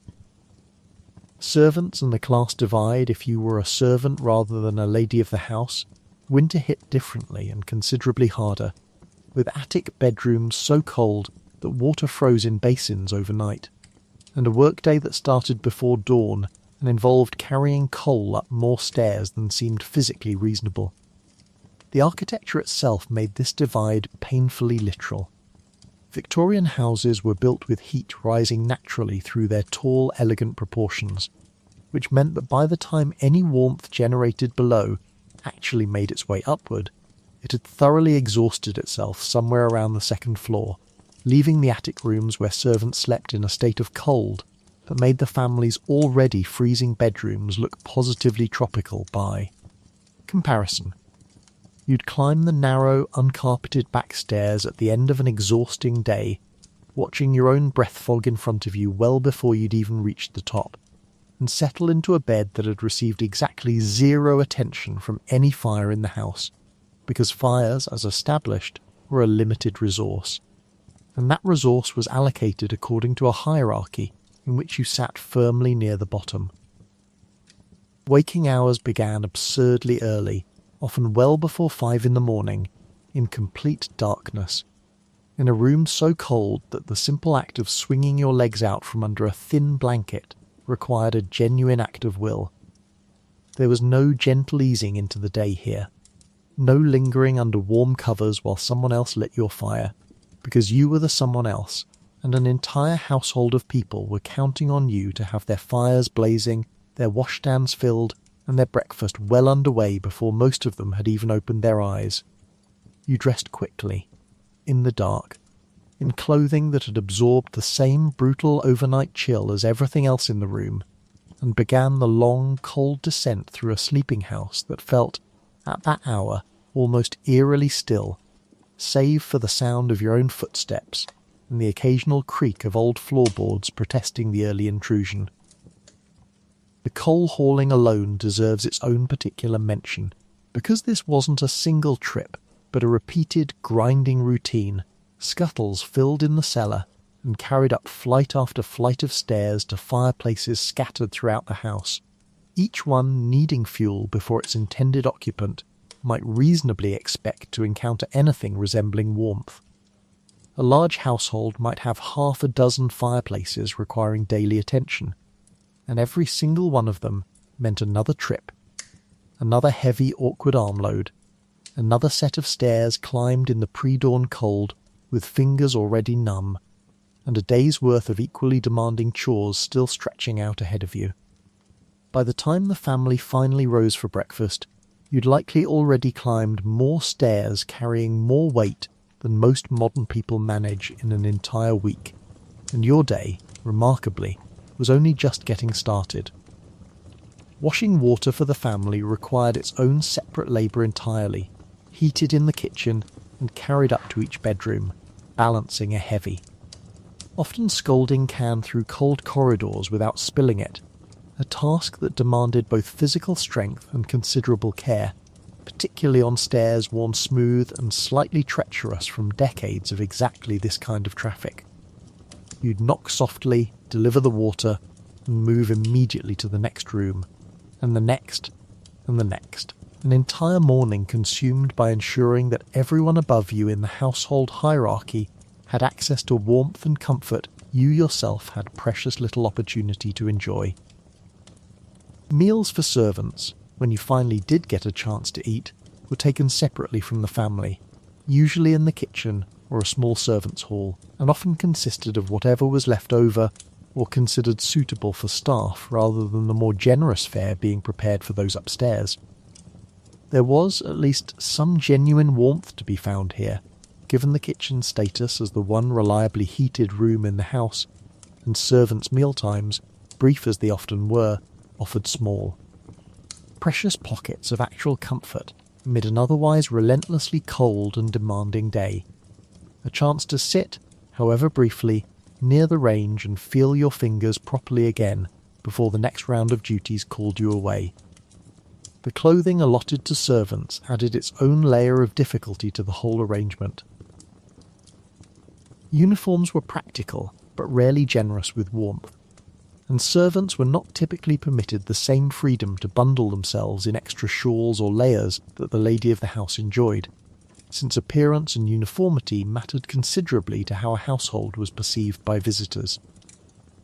You worked in the cold, dressed for function rather than genuine warmth. Your own comfort consistently ranked below the household's need for you to look tidy and appropriately presented while performing tasks that would have you shivering within minutes in any properly heated modern setting. Illness, unsurprisingly, hit servants harder and more frequently than it hit the families they worked for, a direct and fairly predictable consequence of spending entire winters in the coldest parts of the house, performing physically demanding labour on inadequate rest, often without the same access to remedies, rest days, or medical attention that a family member falling ill might expect. A servant who fell seriously ill faced a genuinely precarious situation, since prolonged absence from duties could threaten her position entirely, meaning many work through illnesses that would have kept anyone upstairs confined to bed with a hot water bottle and genuine sympathy for days on end. And yet for all this genuine hardship, there was also, within servants' quarters, a real camaraderie forged through shared circumstance, a solidarity built in cold attic rooms and rushed kitchen meals, servants supporting one another through the sheer relentlessness of the winter workload in ways that occasionally surface, warmly, in letters and memoirs from those who lived it. Small kindnesses, an extra blanket quietly passed along, a warmer spot by the range saved for whoever had drawn the coldest outdoor errand that day, formed their own quiet counterweight to a system that otherwise offered them remarkably little consideration. Consider how thoroughly this divide has been dismantled today, where a modern household's cleaning staff, if present at all, works standard hours in a building heated evenly throughout, going home each evening to their own properly heated space, rather than an attic barely better than sleeping outdoors. Someone today might complain about their commute feeling a little cold while waiting for a bus, wrapped in a proper winter coat, entirely unaware that a Victorian housemaid would have gladly traded that brief, mildly chilly wait for the simple luxury of a single night's sleep in a room where her wash-basin water didn't freeze solid by morning. By the time a servant's day finally ended, often well after the family had retired for the evening, she'd climb those same narrow stairs back up to her cold attic room, exhausted in a way that went beyond simple tiredness, and settle into a bed offering little more warmth than when she'd left it that morning. It was, in every sense, a harder winter than the one experienced just one floor below, endured quietly, without much acknowledgement, by the very people whose labour made everyone else's winter marginally more bearable. 17. Illness and the sickroom winter brought illness with grim reliability, and the Victorian sickroom was a place of closed windows, questionable remedies, and the persistent belief that fresh air was somehow both essential and deadly, depending entirely on which doctor you asked that week. You knew winter illness was coming the way you knew the fires would need tending and the pipes might freeze, not as a possibility, but as a near certainty woven into the season itself. Coughs spread through a household with the efficiency of gossip at a garden party, passed from servant to child to parent through shared rooms, shared air, and a general Victorian approach to hygiene that, however earnest, simply hadn't caught up yet to the idea that illness might travel invisibly, rather than through bad smells or moral failing. By January, it wasn't unusual for half a household to be coughing simultaneously, a sort of grim seasonal chorus that everyone had simply learned to live alongside. The sick room itself operated according to rules that shifted depending on whichever medical theory happened to be fashionable that particular winter. And Victorian medicine, it must be said, was nothing if not confident in theories that frequently contradicted one another. One school of thought insisted that fresh air was the great healer, windows cracked even in the depths of winter to let in bracing, curative breezes that would, according to this logic, blow the illness right back out again. Another school insisted the opposite entirely, that cold air was the very enemy responsible for the illness in the first place, and that any self-respecting sick room needed to be sealed as tightly as possible, windows shut, curtains drawn, every draught hunted down and eliminated with the grim determination of someone stopping up a leaking boat. Depending on which physician your family favoured, you might find yourself shivering under a heap of blankets in a room deliberately kept just shy of freezing, or sweltering. Feverish, in a stuffy, airless chamber that hadn't seen a properly opened window in days. Either approach came wrapped in the same relentless attention to the fire, which in a sick room burned constantly, day and night, tended by whoever had drawn nursing duty, usually a female relative or a servant, since Victorian illness care fell overwhelmingly to women, regardless of their own exhaustion or susceptibility to catching whatever they were nursing. The fire needed watching closely here, not just for warmth, but because a properly maintained sickroom fire was believed to help purify the air, burning away whatever miasma, that vague, unscientific but widely accepted notion of disease carrying bad air, might be lingering around the patient's bed. Remedies themselves ranged from the genuinely sensible to the wildly improbable, often within the very same household on the very same day.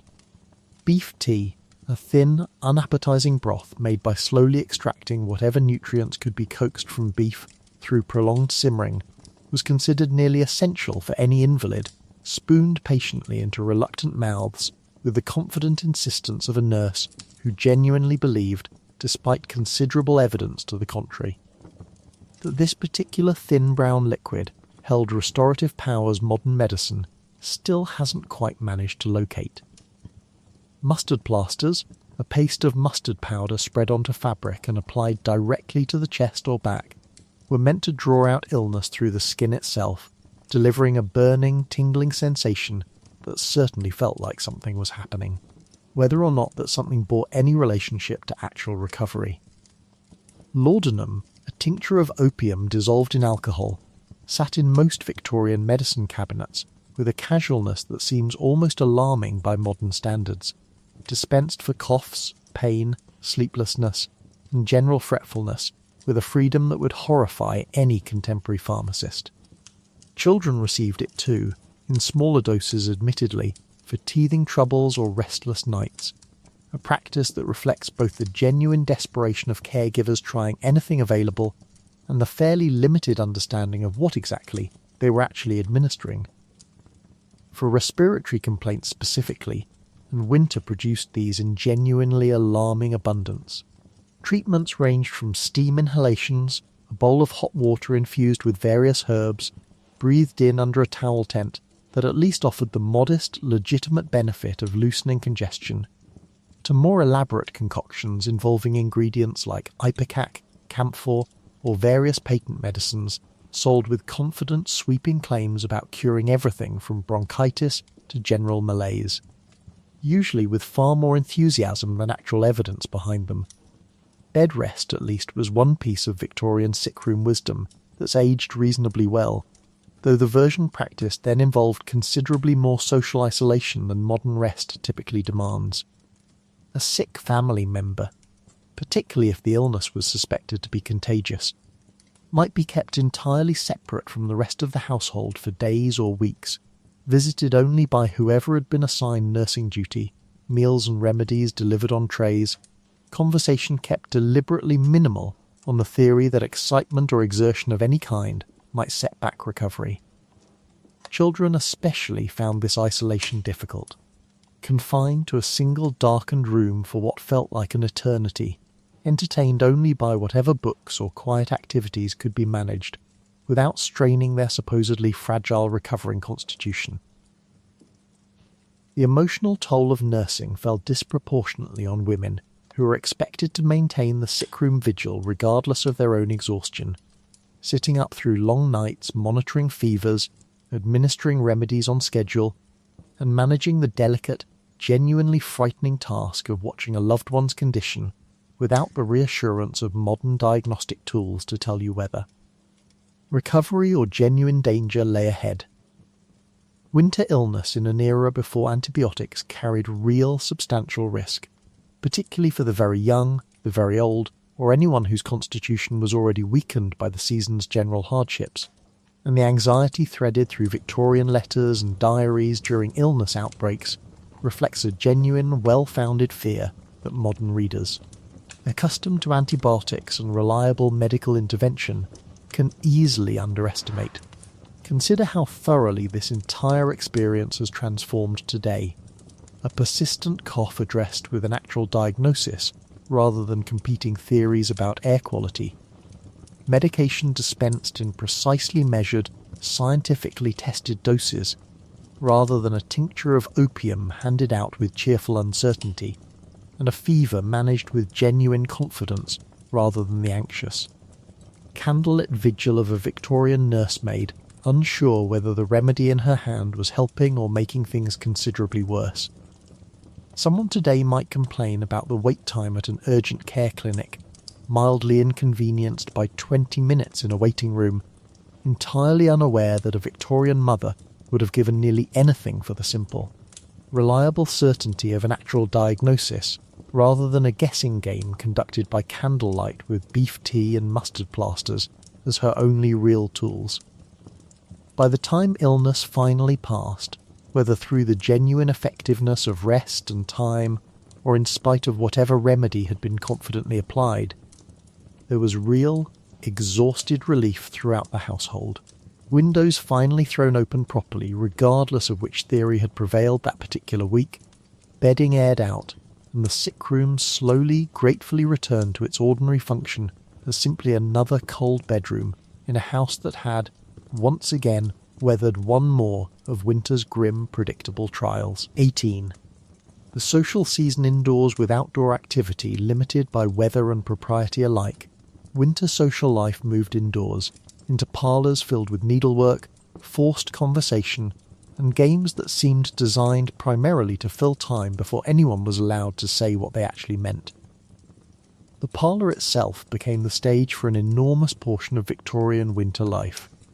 A room specifically maintained, at whatever coal expense the household could manage, to be presentable at all times for the possibility of callers. You spent hours here, day after day, engaged in activities that occupied the hands, while leaving the mind free to wander toward considerably more interesting places. Needlework sat at the very centre of this arrangement, an activity so thoroughly expected of a respectable woman that appearing in the parlour without some piece of embroidery or mending in progress felt almost like arriving underdressed. You'd stitch through hour after hour of conversation, the rhythmic, repetitive motion becoming a kind of background hum beneath whatever discussion happened to be unfolding around you. Useful too as a convenient place to direct your eyes during any exchange that grew slightly too pointed or personal for comfortable eye contact. Conversation itself followed rules nearly as intricate as the needlework patterns filling your lap. Certain topics were entirely acceptable, the weather obviously given its constant and dramatic presence in daily life, along with health in careful. General terms, recent books, provided the book in question hadn't caused any particular scandal, and the doings of mutual acquaintances, discussed with a precision and thoroughness that suggests Victorian small talk, was in its own way a genuinely sophisticated information gathering exercise disguised as idle chat. Certain other topics were understood to be entirely off limits in mixed company. Politics beyond the most surface-level acknowledgement, anything touching on money and specific terms, and absolutely anything resembling genuine unfiltered emotion, all of it carefully steered around with the same practiced skill you'd applied earlier that morning to avoiding mentioning how cold you actually were.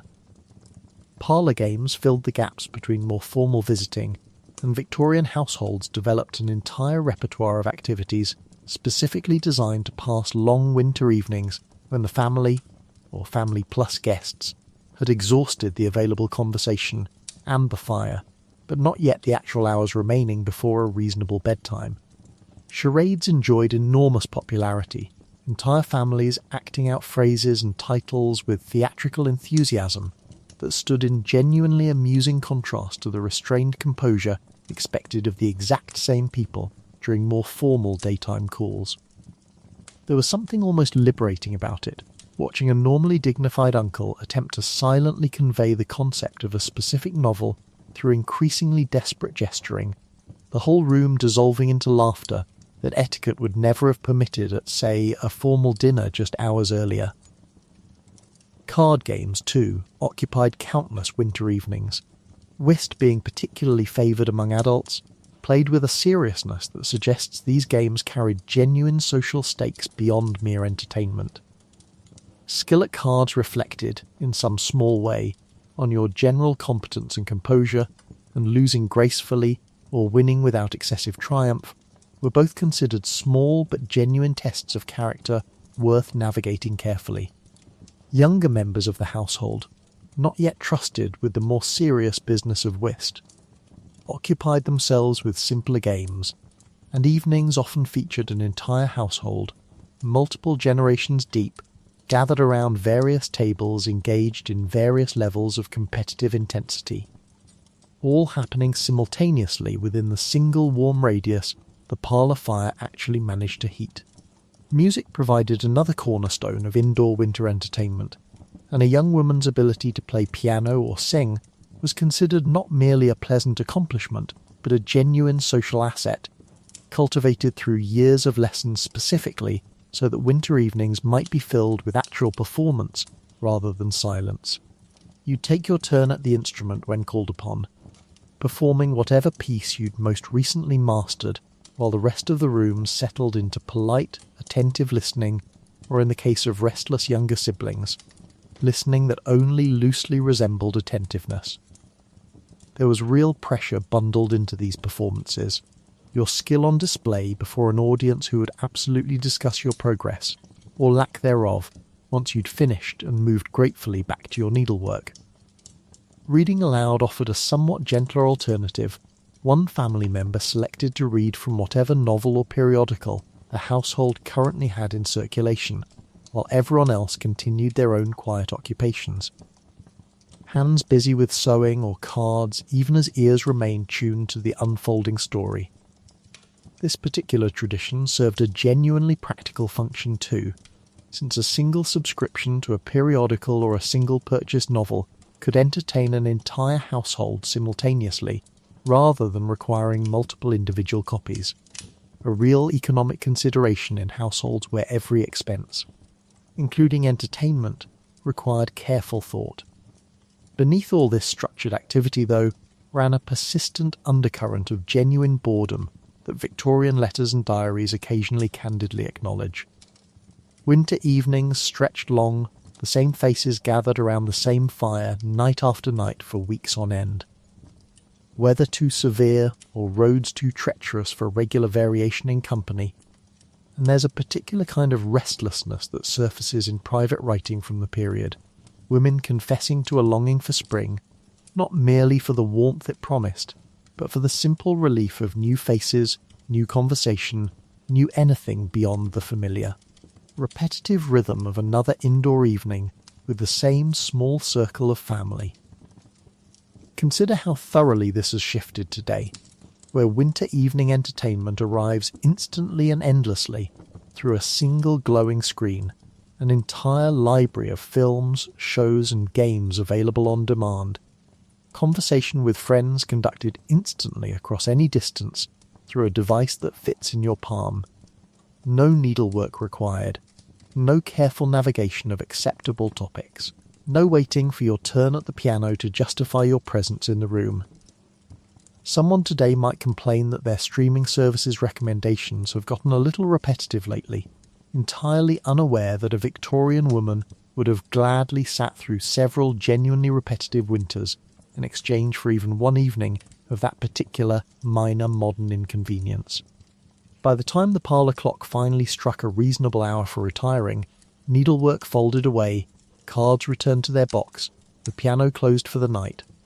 There was a shared, quiet acknowledgement among everyone present that another long winter evening had been successfully filled. Another stretch of indoor hours navigated through the careful, practiced choreography of Victorian social ritual. Tomorrow, in all likelihood, would bring much the same. The parlour waiting patiently for its next round of needlework, forced conversation, and games designed, above all else, to make the endless indoor winter feel just slightly less endless than it actually was. 19. Letters by firelight correspondence was a serious winter pastime. Written by candlelight with a hand stiff from cold, sealed with wax, and sent off into a postal system that somehow moved faster than modern email, despite involving actual horses. You sat at a small writing desk, positioned as always, nowhere particularly close to the fire, because writing desks were rarely considered furniture worth relocating for comfort, and you balanced a sheet of paper, an inkwell, and a pen nib that needed frequent dipping, all while your fingers slowly stiffened in the cold room around you. Letter writing in winter was, quite literally, a battle against your own hands, ink occasionally thickening slightly in the cold, your grip on the pen growing clumsier the longer you sat, without pausing to warm your fingers near whatever inadequate heat source happened to be nearby. More than one Victorian letter home apologises, somewhere in its opening lines, for the poor quality of the handwriting, blamed honestly and directly on fingers too cold to properly cooperate with the delicate business of forming legible script. The ritual itself carried its own particular comfort, though, despite the physical discomfort involved. Evenings often included a dedicated period specifically set aside for correspondence. Family members scattered around the parlour or their own small writing spaces, each absorbed in their own letters, the only sounds the scratch of pen against paper and the occasional soft sigh when a sentence refused to come together properly. There was something genuinely meditative about it, a quiet, focused activity that stood in gentle contrast to the more performative demands of afternoon calls and forced parlour conversation. A rare moment where you could simply think, uninterrupted, and commit those thoughts to paper without immediate scrutiny or response. Sealing a letter involved its own small ceremony. Wax melted carefully over a candle flame, dripped onto the folded paper, and pressed with a personal seal, if you owned one, leaving a small, distinctive impression that identified the letter as genuinely yours before it had even been opened. This process required a delicate touch, wax hot enough to seal properly, but not so hot it splashed carelessly across the page, and more than a few letters in Victorian households bore the faint, slightly uneven evidence of a seal applied by cold, clumsy fingers on a particularly frigid evening. There was real satisfaction, though, in that final press of the seal, a small, tactile punctuation mark on hours of careful, considered writing, transforming a private page of thoughts into something official, ready, sealed against prying eyes until it reached its intended reader. The postal system itself deserves genuine credit here, because Victorian Britain developed a postal network of remarkable speed and reliability, particularly following postal reforms that introduced the uniform penny post, making sending a letter affordable and accessible to a far broader portion of the population than had previously been possible. Multiple deliveries a day were common in larger towns and cities, meaning a letter posted in the morning might genuinely receive a reply by evening, a turnaround time that modern people, accustomed to instant digital communication but frequently frustrated by actual response times, might find surprisingly, almost embarrassingly efficient by comparison. Horses and mail coaches carried letters between towns with impressive regularity, rail transport increasingly speeding things along further as the century progressed. Meaning that despite the complete absence of anything resembling electronic communication, Victorian correspondence could move with a briskness that put certain modern email threads, left unanswered for days, to genuine shame. Winter, though, complicated even this remarkably efficient system. Heavy snow could delay mail coaches, roads rendered temporarily impassable, and a letter that might ordinarily arrive within a day or two could, during particularly severe weather, take considerably longer, leaving the sender in a state of quiet, anxious uncertainty about whether important news had actually reached its destination. Families separated by distance during winter felt this delay particularly acutely. A letter announcing an illness or a piece of urgent news travelling only as fast as weather and road conditions allowed. An anxiety that modern instant communication has almost entirely erased, but that shaped, quite genuinely, the emotional rhythm of Victorian winter relationships. Letters served functions far beyond simple news exchange too. They maintained relationships across distances that visiting simply couldn't bridge in winter, when travel itself became genuinely difficult and often dangerous. Roads treacherous with ice, journeys lengthened considerably by weather that made even short trips a serious undertaking. The daughter married and moved to a household some distance away might rely entirely on letters to maintain her relationship with her own mother throughout the coldest months, an entire emotional connection sustained through paper, ink, and the patient. Twice weekly rhythm of correspondence, rather than any actual physical presence. Letters also served as a genuine emotional outlet in an era that placed such rigid demands on public composure. The careful, controlled face required in the parlour, in company, during afternoon calls, could relax somewhat on paper, particularly in correspondence with a trusted sister, a close friend, or a parent, where genuine feelings, frustrations, small joys, and private observations about the tedium of another long winter evening could be expressed with a candour rarely permitted in spoken conversation. Diaries and letters from the period reveal considerably more honest emotional texture than public behaviour ever suggested. Women confiding genuine boredom, genuine cold, genuine longing for spring. All safely committed to paper, rather than voiced aloud in a drawing room where such honesty would have been considered faintly improper. Consider how thoroughly modern communication has transformed this entire experience. A message composed and sent within seconds, received almost instantly regardless of weather, distance or season. No ink to freeze, no wax to melt, no fingers stiffening with cold as you compose your thoughts. Someone today might complain that a text message went unanswered for a full hour, entirely unaware that a Victorian woman would have considered a same-day reply to correspondence a genuine, remarkable convenience, let alone the idea of instant, effortless communication available at any moment, in any weather, without a single frozen fingertip involved in the entire process. By the time the evening's letters were finally written, sealed and set aside for morning collection, there was a particular, quiet satisfaction in having maintained those threads of connection, despite the season's every effort to isolate and confine. The candle burned a little lower. The ink had likely thickened slightly more in its well, and your hand, cramped from hours of careful penmanship in a cold room, finally rested. Outside, the letters would begin their journey come morning, carried by hand and horse, and eventually rail through a winter landscape entirely indifferent to their importance, connecting a household to distant family, distant friends, and a wider world that felt, during the loneliest, coldest months of the year, considerably closer than the weather outside your window might otherwise have. Suggested. 20.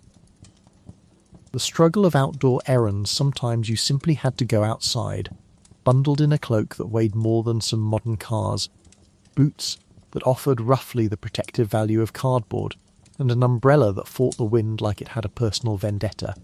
There was no avoiding it entirely. Even in the depths of winter, life demanded certain errands that couldn't simply be delegated to a servant or postponed until spring. A visit to a shop for supplies the household had run short of, a call that genuinely couldn't be missed without causing offence, a walk to church that etiquette and faith alike insisted on regardless of the weather, doing its absolute best to argue otherwise. Preparing for this expedition took real strategic thought, layering your outdoor cloak over the 17 layers already keeping you marginally functional indoors, adding gloves that restricted your fingers to roughly the dexterity of a mitten-wearing toddler, and settling a bonnet firmly enough that it might survive actual contact with British winter wind, which, it should be noted, treated bonnets with the same casual disrespect it treated everything else. The cloak itself, heavy wool, sometimes lined with fur if your household could manage it, represented a genuine investment in staying upright and functional outdoors, and yet even the heaviest cloak available couldn't fully compete with a proper winter gale. You'd step outside and feel the wind find every gap in your careful layering within seconds, slipping beneath your cloak's hem, finding the narrow space between glove and sleeve, working its way through wool with a persistence that seemed almost personal. There's a particular kind of cold that comes from wind cutting through fabric rather than simply sitting in still, freezing air. And Victorian outerwear, however substantial it looked, offered surprisingly little genuine defence against it. Boots deserve their own specific complaint here, because Victorian footwear, elegant as it might have appeared, was catastrophically unsuited to actual winter conditions. Leather soles offered minimal grip on ice, meaning every outdoor errand doubled as an unplanned balance exercise. Small, careful steps taken across pavements that had frozen into treacherous, uneven sheets overnight. Falls were common enough that they barely qualified as noteworthy. A slip, a moment of flailing dignity, a muttered apology to whoever happened to be nearby, and you continued on your way, perhaps slightly bruised, definitely slightly embarrassed, but generally expected to simply carry on rather than make any particular fuss about it. Wet snow seeped through leather with alarming speed too, meaning that even a short errand often ended with stockings soaked through, and feet gone from merely cold to genuinely uncomfortably wet, a combination that made the walk home considerably more miserable than the walk out had been. Streets themselves presented their own obstacle course entirely separate from the weather.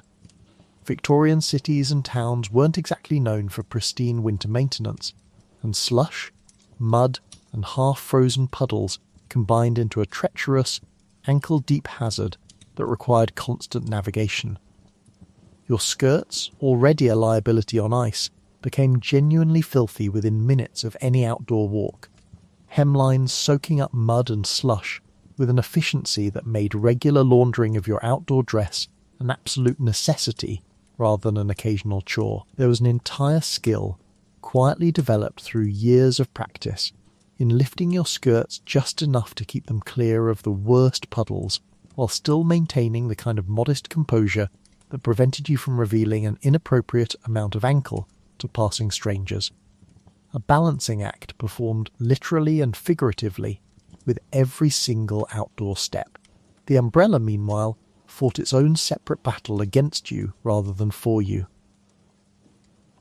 Victorian umbrellas, heavier and less aerodynamically forgiving than their modern counterparts, turned inside out with almost comic regularity the moment a proper gust caught them, leaving you wrestling with a tangle of fabric and metal ribs, while simultaneously trying to maintain your balance on icy pavement and keep your skirts from dragging through slush.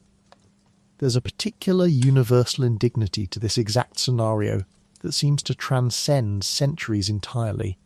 The brief, undignified battle between a person and an umbrella that the umbrella, more often than not, appeared to be winning.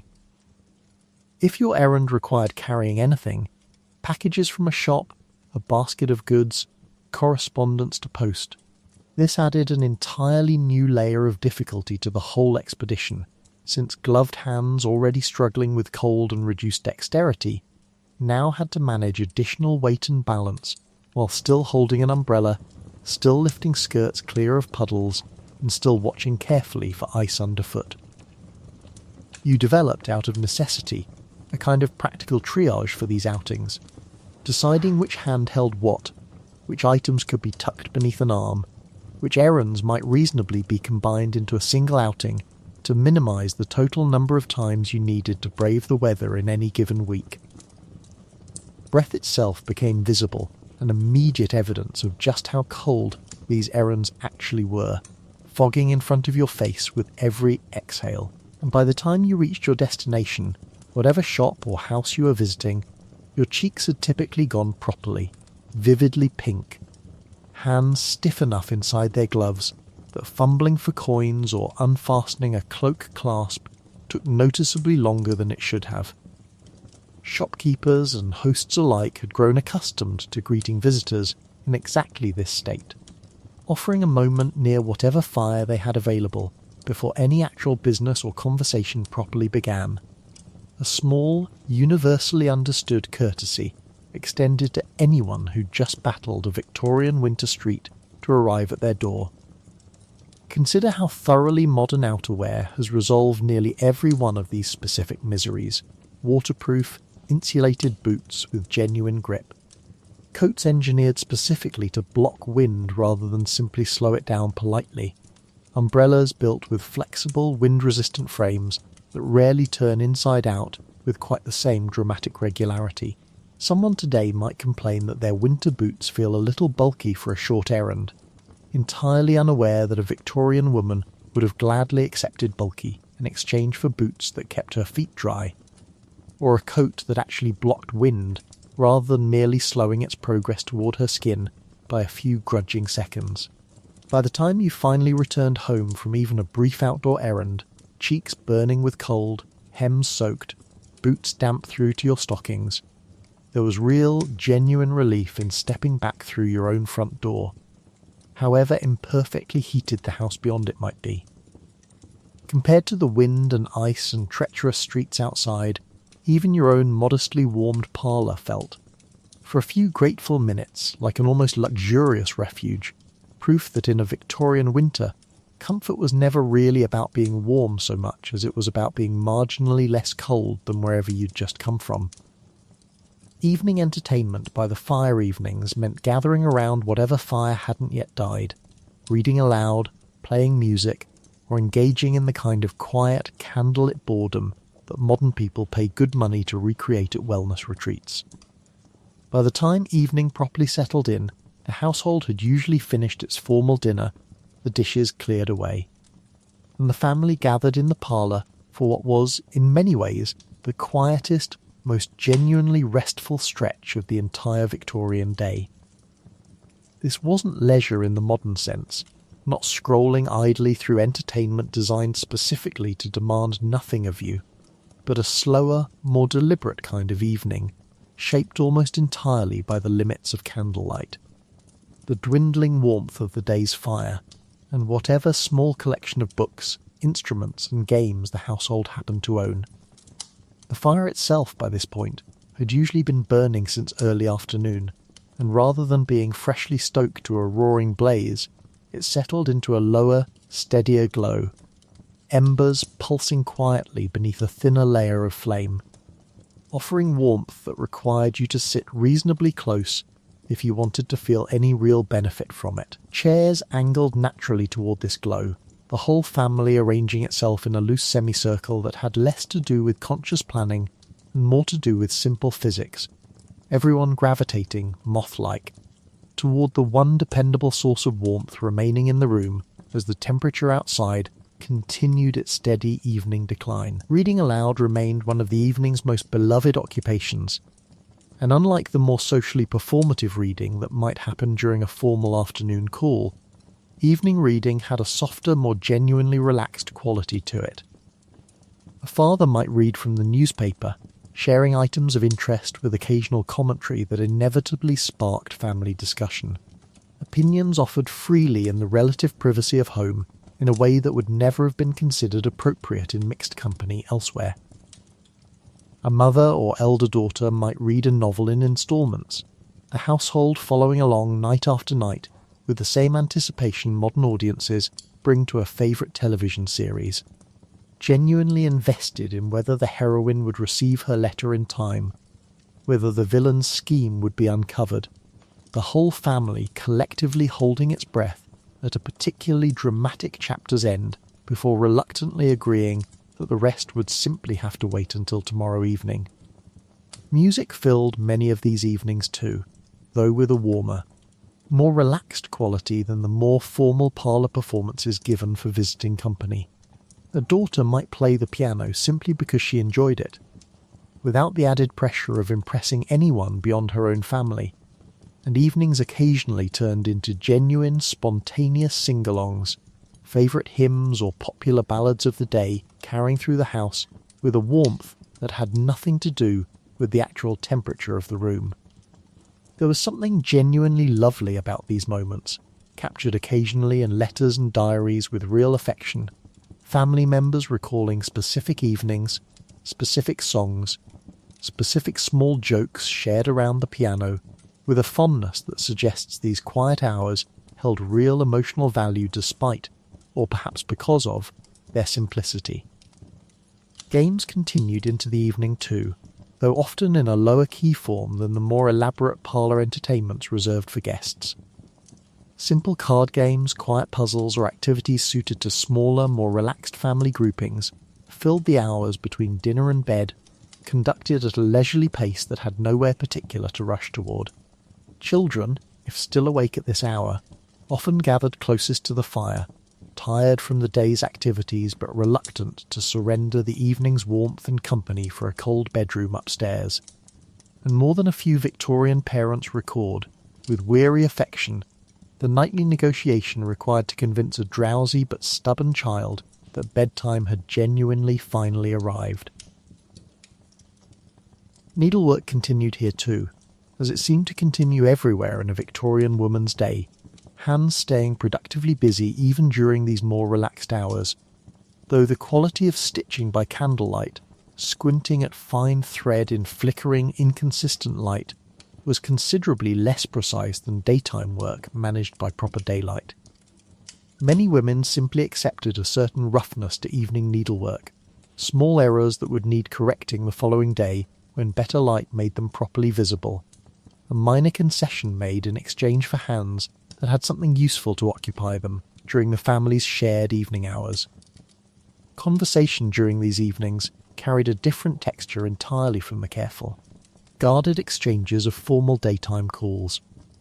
Among immediate family and the relative privacy of your own parlour, genuine opinions could surface more freely, real news discussed without quite so much careful diplomatic framing, small domestic complaints aired without the same fear of seeming improper that governed nearly every other social interaction of the day.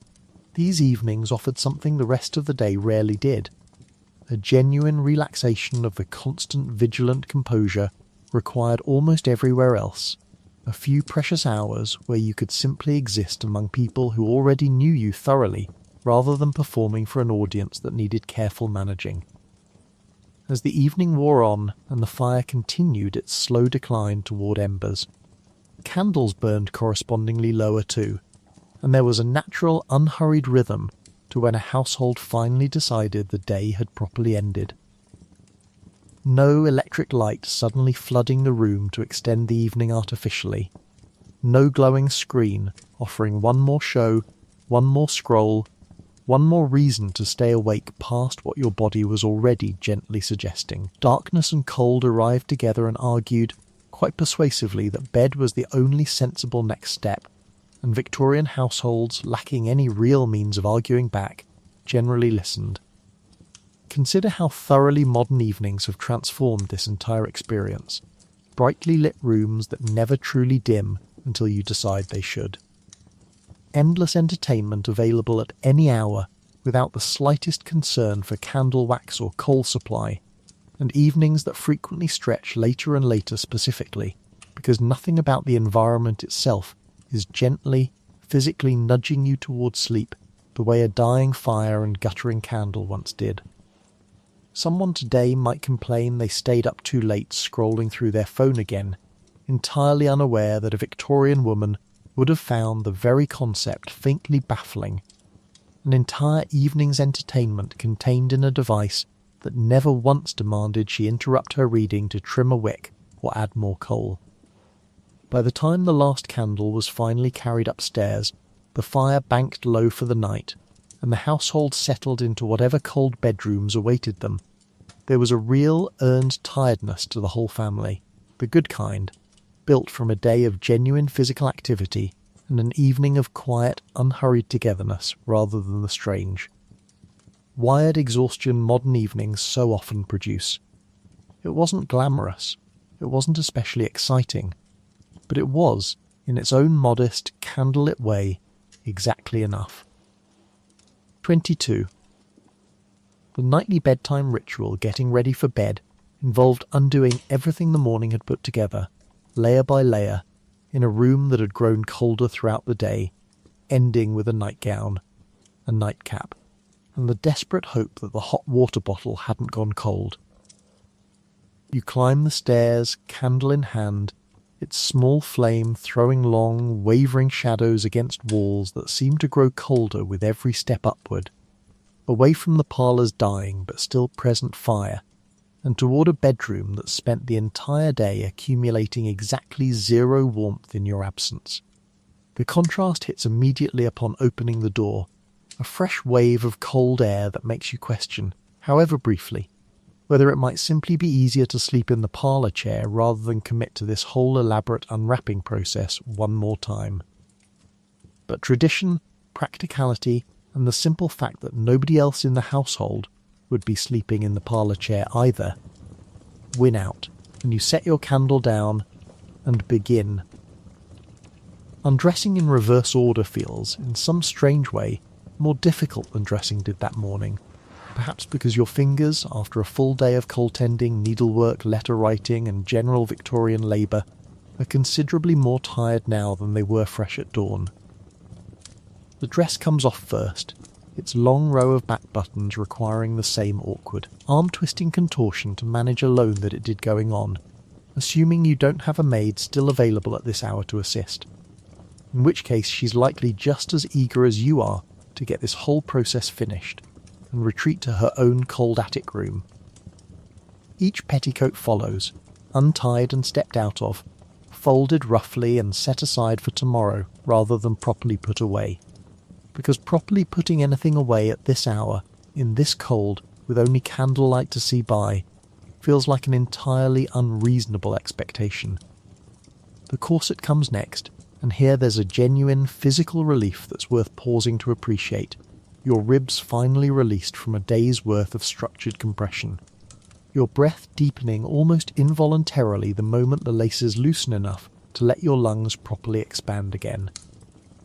This particular moment, corset finally off, ribs free, breath full and easy for the first time since early morning, appears again and again in accounts from the period as one of the day's genuine small pleasures, a physical relief so specific and so consistent that it's almost surprising Victorian women didn't simply build entire evening rituals around savouring it a little longer than strictly necessary. By the time you've worked down through chemies and stockings to your bare skin, the room's cold has become entirely, unavoidably personal, no layers left to buffer you from it, and you move quickly now, pulling your nightgown over your head with the brisk urgency of someone racing against their own rapidly dropping body temperature. The nightgown itself, heavy flannel in winter if you were fortunate enough to own one, offered some genuine protection, though flannel against skin still chilled from a day of Victorian cold never quite achieved true warmth so much as a slightly less hostile version of cold. A marginal improvement, rather than an actual solution. The nightcap deserves its own particular mention here, because heat loss through the head is genuinely significant, and Victorian households understood this intuitively, even without the benefit of modern thermal science to confirm it. A simple cloth cap, tied snugly beneath the chin, helped retain whatever warmth your body managed to generate overnight. And while it may have looked faintly ridiculous, a fact acknowledged with some humour in period cartoons and satirical writing of the era, its practical value meant that vanity generally lost out to the genuine sensible desire to wake up with all your extremities still functioning normally. Then came the great gamble of the evening. The question of whether your hot water bottle, filled and delivered hours earlier during the household's careful nightly distribution, had retained any meaningful warmth at all by the time you finally climbed into bed. You'd reach for it beneath the covers with genuine anticipation, and the answer varied wildly depending on how much time had passed since it was filled, how thick its stoneware walls were, and frankly, how cold the room itself had become in the meantime. A bottle still holding real warmth felt like a small private victory, worth savouring as you positioned it carefully at your feet, the coldest and most stubbornly unwarmable part of your entire body. A bottle gone lukewarm, or worse, felt like a genuine, if minor, betrayal, one more small disappointment tacked onto an already demanding day. Climbing fully into bed required its own brief moment of courage. Sheets that had been sitting untouched and unheated for hours, delivering an initial shock of cold fabric against skin that had only just begun, thanks to the nightgown and nightcap, to feel marginally less miserable. You'd curl in tightly, knees drawn up, making yourself as small and compact as possible to minimise the total surface area exposed to the cold sheets, gradually generating enough of your own body heat to slowly, incrementally warm the small pocket of space immediately surrounding you, a process that took several minutes of genuine, deliberate stillness and patience before sleep became a realistic possibility. The candle, meanwhile, needed extinguishing, a small practical concern given the very real fire risk posed by open flame in a house full of flammable fabric, dry wood, and, in a bedroom specifically, a sleeping occupant unlikely to notice a problem developing until it had already become a serious one. You'd pinch or blow it out, plunging the room into a darkness broken only by whatever moonlight or starlight managed to filter through curtains and frosted glass, and lie there for a few final moments, listening to the house settle around you, the faint creak of contracting wood, perhaps a distant muffled cough from another bedroom, evidence of a whole household similarly tucked in and similarly hoping for a night warm, enough to actually permit real sleep. Consider how thoroughly this entire nightly ordeal has been resolved by modern comforts. A bedroom maintained at a steady, comfortable temperature all night by central heating. Sheets that never require the specific bravery of climbing into genuinely cold fabric. And a body that can simply relax into sleep without first needing to generate and carefully preserve its own small pocket of warmth through sheer physical effort and strategic curling. Someone today might complain their bedroom feels a touch too warm with the heating left on overnight, reaching over to adjust a thermostat without leaving the comfort of their bed at all, entirely unaware that a Victorian woman would have considered that particular complaint something close to an impossible luxury. Warmth so abundant and so easily available that it had become, astonishingly, a minor annoyance rather than the nightly gamble it once was. By the time sleep finally, gradually arrived, curled tight around a cooling bottle in a softly warming pocket of bedsheets, there was a genuine, hard-earned peace to it. The quiet satisfaction of a body that had survived one more full day of Victorian winter, and the equally quiet, unspoken understanding that tomorrow the whole elaborate ritual, corset and all, would simply begin again. 23. Superstitions and winter folklore. Victorian winters came wrapped in superstition, from specific rules about which direction to stir the Christmas pudding to warnings about unlucky first-footers crossing your threshold on New Year's Day, all taken with startling seriousness by otherwise sensible people. You'd think, given the general Victorian enthusiasm for scientific progress, railways and telegraphs and all manner of impressive industrial achievement, that superstition might have quietly faded into irrelevance by this point. It hadn't.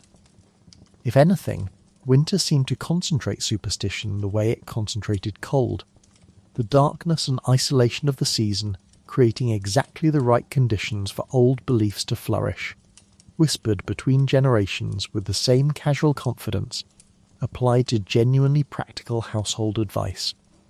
A properly sensible woman, entirely capable of managing household accounts and navigating complex social etiquette, might nonetheless insist with total conviction that stirring the Christmas pudding counterclockwise would bring the household actual, tangible misfortune.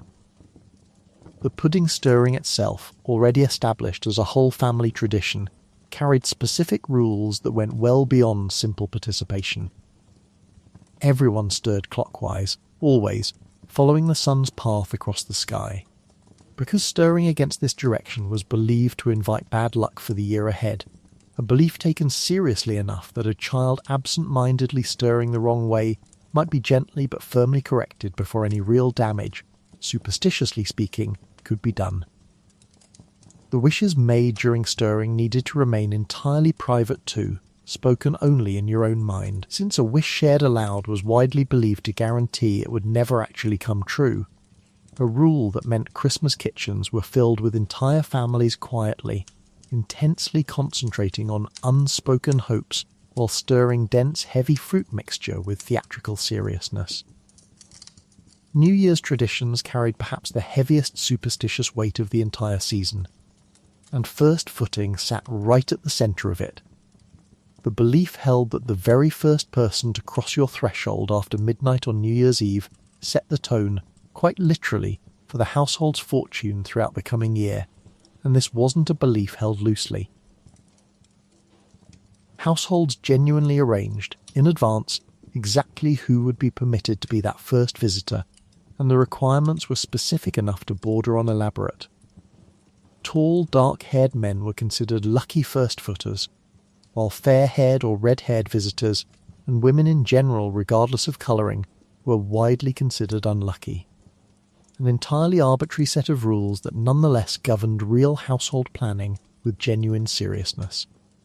A tall, dark-haired male neighbour might find himself specifically invited, or even paid in some regions, purely for the privilege of being the household's chosen first-footer, arriving just after midnight, bearing small symbolic gifts, coal for warmth, bread for sustenance. Sometimes a coin for prosperity, each item carrying its own layer of meaning that had to be presented in a specific correct order to properly secure the year's good fortune. If, through some unfortunate accident of timing, an unlucky first-footer happened to cross your threshold before your carefully arranged lucky visitor could arrive, real anxiety followed. Entire households genuinely unsettled by what felt like a legitimate bad omen rather than simple coincidence. Diaries occasionally record exactly this kind of mishap, a fair-haired neighbour arriving unexpectedly early, or worse, a woman being the first through the door entirely by accident, followed by weeks of half-joking, half-genuine nervousness about what misfortune the coming year might now hold. Beyond New Year's specifically, winter carried its own broader collection of folk beliefs governing daily household behaviour. Certain households insisted that fires should never be allowed to go out entirely during the darkest days around the winter solstice.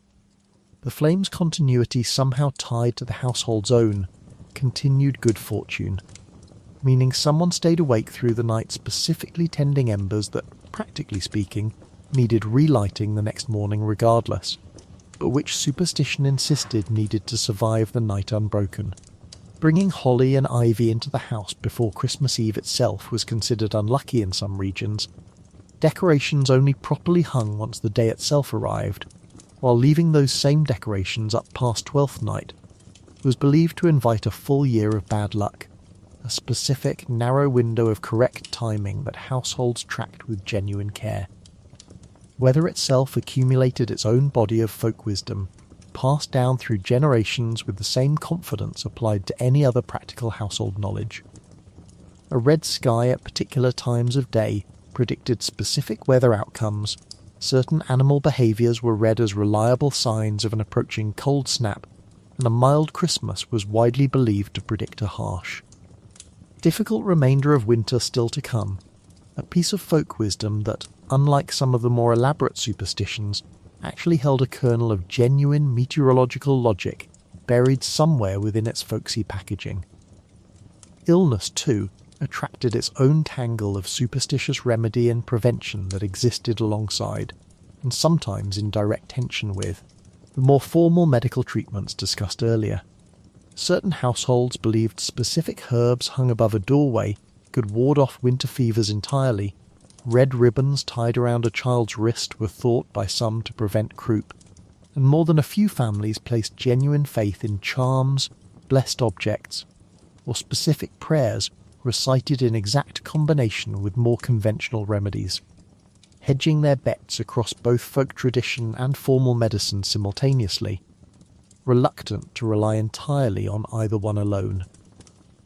What's genuinely striking, looking back at all this from a modern vantage point, is how thoroughly these beliefs coexisted alongside otherwise rigorous, rational Victorian thinking.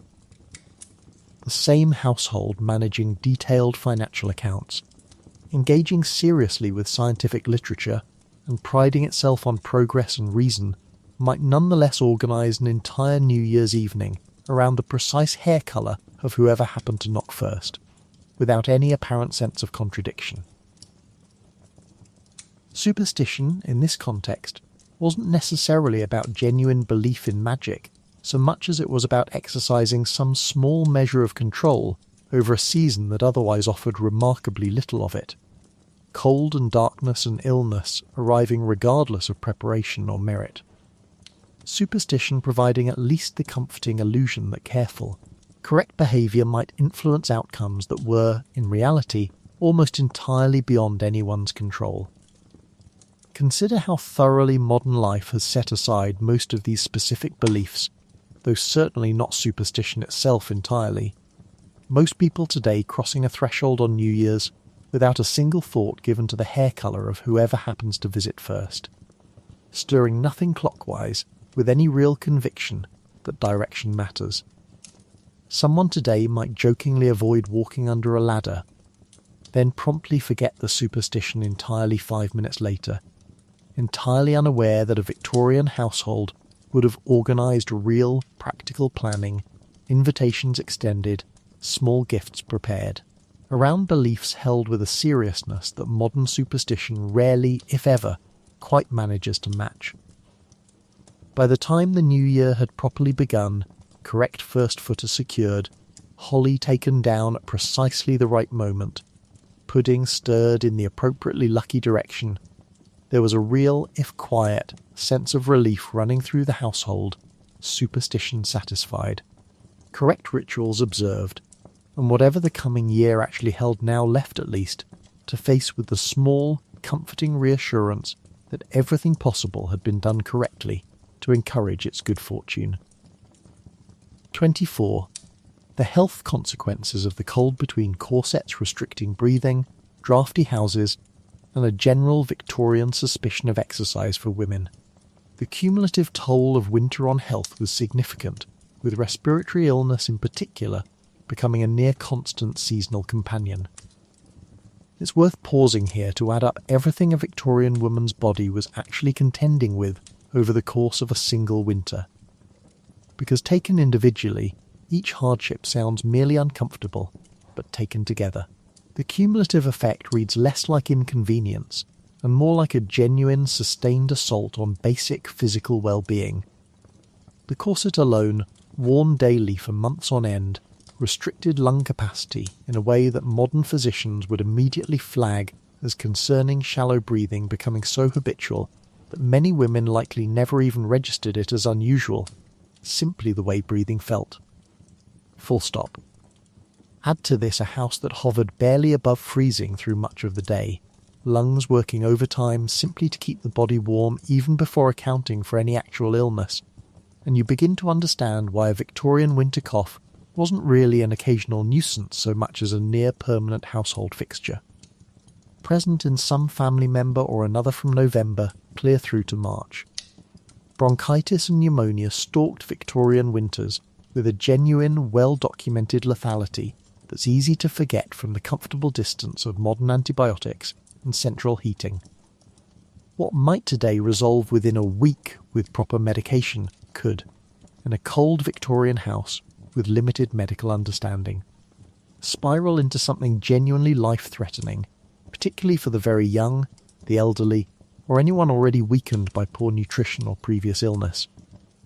Death records from the period show respiratory illness claiming lives with a regularity that modern readers, accustomed to treating a bad cough as a minor annoyance rather than a potential emergency, can find genuinely sobering.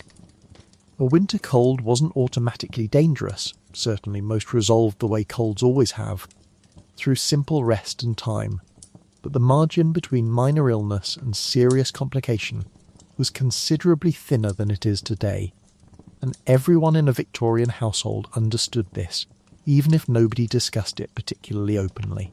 The Victorian suspicion of exercise for women deserves its own specific mention here too, because it compounded nearly every other winter health challenge in ways that seem almost deliberately counterproductive from a modern perspective. Vigorous physical activity was widely considered unsuitable, even dangerous for women, thought to strain a constitution considered inherently more delicate than a man's, and this belief meant that many women spent entire winters moving remarkably little, confined largely to needlework, letter writing, and careful restrained walking, rather than anything resembling genuine cardiovascular activity. Combined with a corset already restricting breath and circulation, and a house too cold to encourage much movement beyond huddling near whatever fire was available, the net result was a population of women whose bodies simply weren't getting the circulation, the deep breathing, or the physical resilience that regular movement provides, right at the exact time of year when their bodies most needed every possible advantage against cold and illness. Circulation problems extended well beyond the chilblains already discussed, manifesting in generally poor extremity warmth, a persistent low-grade cold that many women simply lived with as an unremarkable fact of winter life rather than something worth mentioning or addressing. Fingers and toes that never quite warmed properly for months at a stretch, a pale, slightly blue tinge to exposed skin that period photographs and paintings occasionally, unintentionally capture, and a general seasonal fatigue that likely stemmed from a body working constantly, exhaustively, simply to maintain its own core temperature against a house and a season both determined to steal that. Warmth away at every opportunity. Nutrition played its own compounding role here too, since winter diets, heavier on preserved and root vegetables and lighter on fresh produce, offered less of the vitamin support a body actually needed to fight off illness effectively. Vitamin C deficiency, though not understood in these specific terms by Victorian medicine, likely contributed to slower healing, weaker immune response, and general seasonal malaise that compounded everything else already working against a woman's health through the winter months. Households did what they could, root vegetables offering some nutritional value, preserved fruits providing a little more. But the overall effect was a population entering the coldest, most physically demanding season of the year already working with somewhat depleted nutritional reserves. Mental health too, though never discussed in anything resembling modern terms, surfaces occasionally in period diaries and letters as a genuine, if unnamed, winter struggle. Limited daylight, social isolation caused by treacherous roads and difficult travel, and weeks spent largely confined indoors with the same small circle of family faces clearly took a toll that women of the era described, when they described it at all, in vague terms of low spirits, melancholy or simple weariness with the season, without the vocabulary or medical framework to properly name what modern readers might recognise as seasonal depression. There was little formal support available for this either. Mental struggle largely expected to be managed privately, quietly, with the same stoic composure applied to physical discomfort, one more burden folded silently into the long list of things a proper Victorian woman simply endured without complaint. Medical treatment for all these compounding issues, as previously discussed, remained a genuinely uncertain business. Competing theories about fresh air and closed windows, remedies ranging from the mildly helpful to the actively counterproductive, and a general reliance on rest, patience, and hope that a cough or fever would resolve on its own before it became something more serious.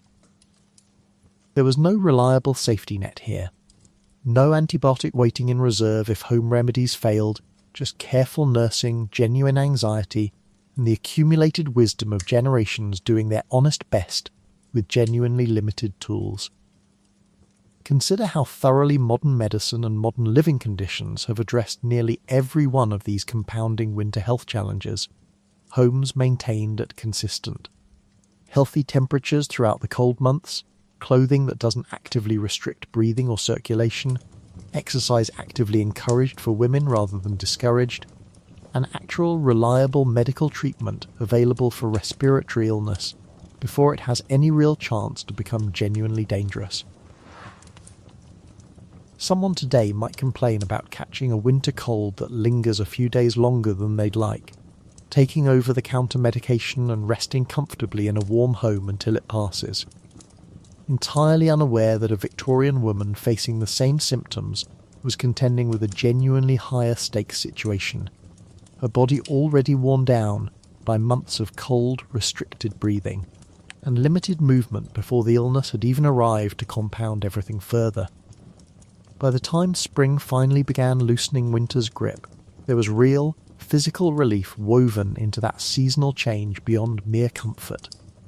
Bodies that had spent months quietly, persistently strained, finally getting some genuine reprieve, warmth returning gradually to fingers and toes, breath coming a little easier as the coldest pressures finally began to ease.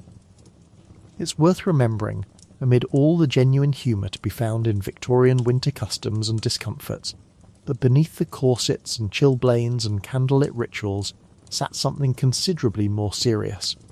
A population of women whose health quietly, persistently paid the price for a season, and a set of social expectations that offered them remarkably little consideration in return. 25.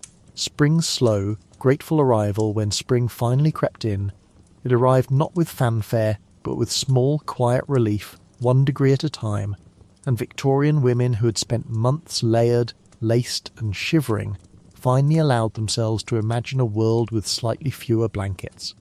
The first signs were never dramatic. There was no single morning where winter simply ended and warmth arrived fully formed, no clean, decisive boundary between the cold months and whatever came next. Instead, spring crept in through small, easily missed details, a morning where the ice on the washstand basin had thinned just slightly, breaking with a bit less resistance than it had the week before, or an afternoon where the parlour fire, burning at its usual modest level, seemed to actually warm the room a touch more thoroughly than it had managed in December.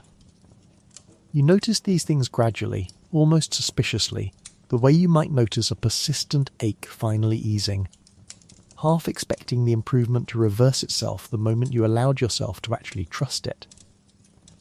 Bedrooms were often the last rooms to show any real change, still holding on to their stubborn overnight chill well after the rest of the house had begun to soften. But even here, small differences accumulated. The blanket mountain that had felt entirely necessary in January started to feel, by March, marginally excessive, and there was real, if modest, satisfaction in folding away just one layer. One extra quilt returned to storage, a small physical acknowledgement that the worst of the season's demands had genuinely begun to ease. You'd wake and realise your breath no longer fogged quite so dramatically in the air above your bed. A tiny, almost imperceptible shift that nonetheless felt, after months of relentless cold, like genuinely significant news. The corset problem, ever present regardless of season, remained exactly as restrictive as ever, spring offering no relief there whatsoever, but there was at least some comfort in dressing in a room that had stopped actively working against you quite so aggressively. Layering became a little less urgent, a little less essential to basic survival, and a little more genuinely about fashion and modesty in the way it had presumably always been intended. You might by April feel confident enough to leave off one of the heavier petticoats entirely, a small but genuine reduction in the daily architectural project that dressing had become, your body finally getting some measure of relief from the sheer accumulated weight of winter clothing. Household fires, too, began their own gradual retreat, coal consumption easing as the need for constant, desperate stoking finally, blessedly diminished. This brought genuine relief to servants especially, whose entire winter had been organised around the relentless demands of hauling, laying, and tending fires throughout the house. And there's something worth noting in how period accounts from domestic staff often mention spring's arrival with particular warmth. The easing of one of their heaviest daily burdens finally, gradually beginning. Fewer trips to the cellar, fewer scuttles hauled up narrow stairs, fewer hours spent kneeling before a stubborn, smoking great coaxing damp coal into something resembling actual heat. The kitchen range still worked constantly, meals still needed preparing regardless of season, but the desperate, house-wide dependence on fire simply to maintain basic livability began, gradually, to loosen its grip. Outdoor errands transformed too. The treacherous ice and slush that had made every winter outing a small, calculated risk, gradually giving way to merely muddy, considerably less dangerous streets. Boots that had spent months soaked through within minutes of any outdoor excursion finally had a reasonable chance of staying dry, and the whole elaborate battle with wind and umbrella and heavy. Sodden skirts eased into something closer to ordinary, manageable weather rather than a genuine daily obstacle course. Walking itself, simple, unremarkable walking, became something to actually look forward to again, rather than something to brace for and endure. Chilblains, that miserable, itching winter companion, finally began healing as the dramatic temperature swings between freezing rooms and roaring fires became less extreme and less frequent. Skin that had spent months an angry, swollen red slowly returned to something more ordinary, the itching subsiding. The discomfort of simple daily tasks, like buttoning a glove or holding a teacup, gradually easing back toward unremarkable normalcy. It's a small thing, perhaps, in the grand scheme of an entire season's hardship, but the quiet relief of hands and feet that no longer actively hurt through basic movement represented a genuine, meaningful improvement in daily quality of life that period diaries occasionally gratefully acknowledge. The social calendar shifted too, as roads became passable again, and the constant threat of severe weather no longer governed every decision about whether a visit or outing was actually feasible. Calls could be planned with somewhat more confidence, gatherings expanded beyond the same small, familiar winter circle of family and closest neighbours. And there was real, palpable relief in the return of a wider social world after months of relatively isolated indoor confinement. Letters too began arriving with more reliable regularity as postal delays caused by snow and ice finally became a thing of the past for another several months.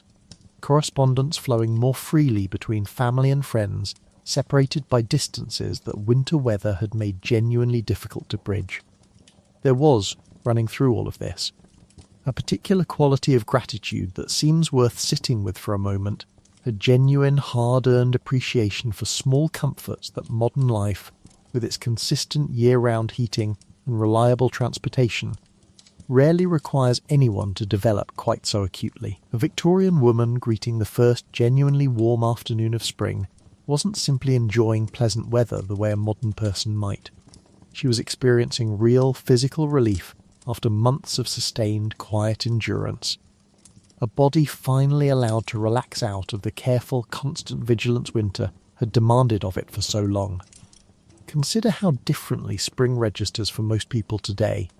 A mild inconvenience of allergy season perhaps, a slightly earlier alarm as daylight extends, but rarely anything resembling the deep embodied relief a Victorian woman felt watching winter finally gradually loosen its grip. Someone today might complain that their office air conditioning hasn't adjusted properly for the warmer weather yet, entirely unaware that a Victorian woman would have found the very existence of climate control, in either direction, warm or cool, available reliably and instantly at the touch of a single switch, something bordering on a natural miracle after everything winter had demanded of her.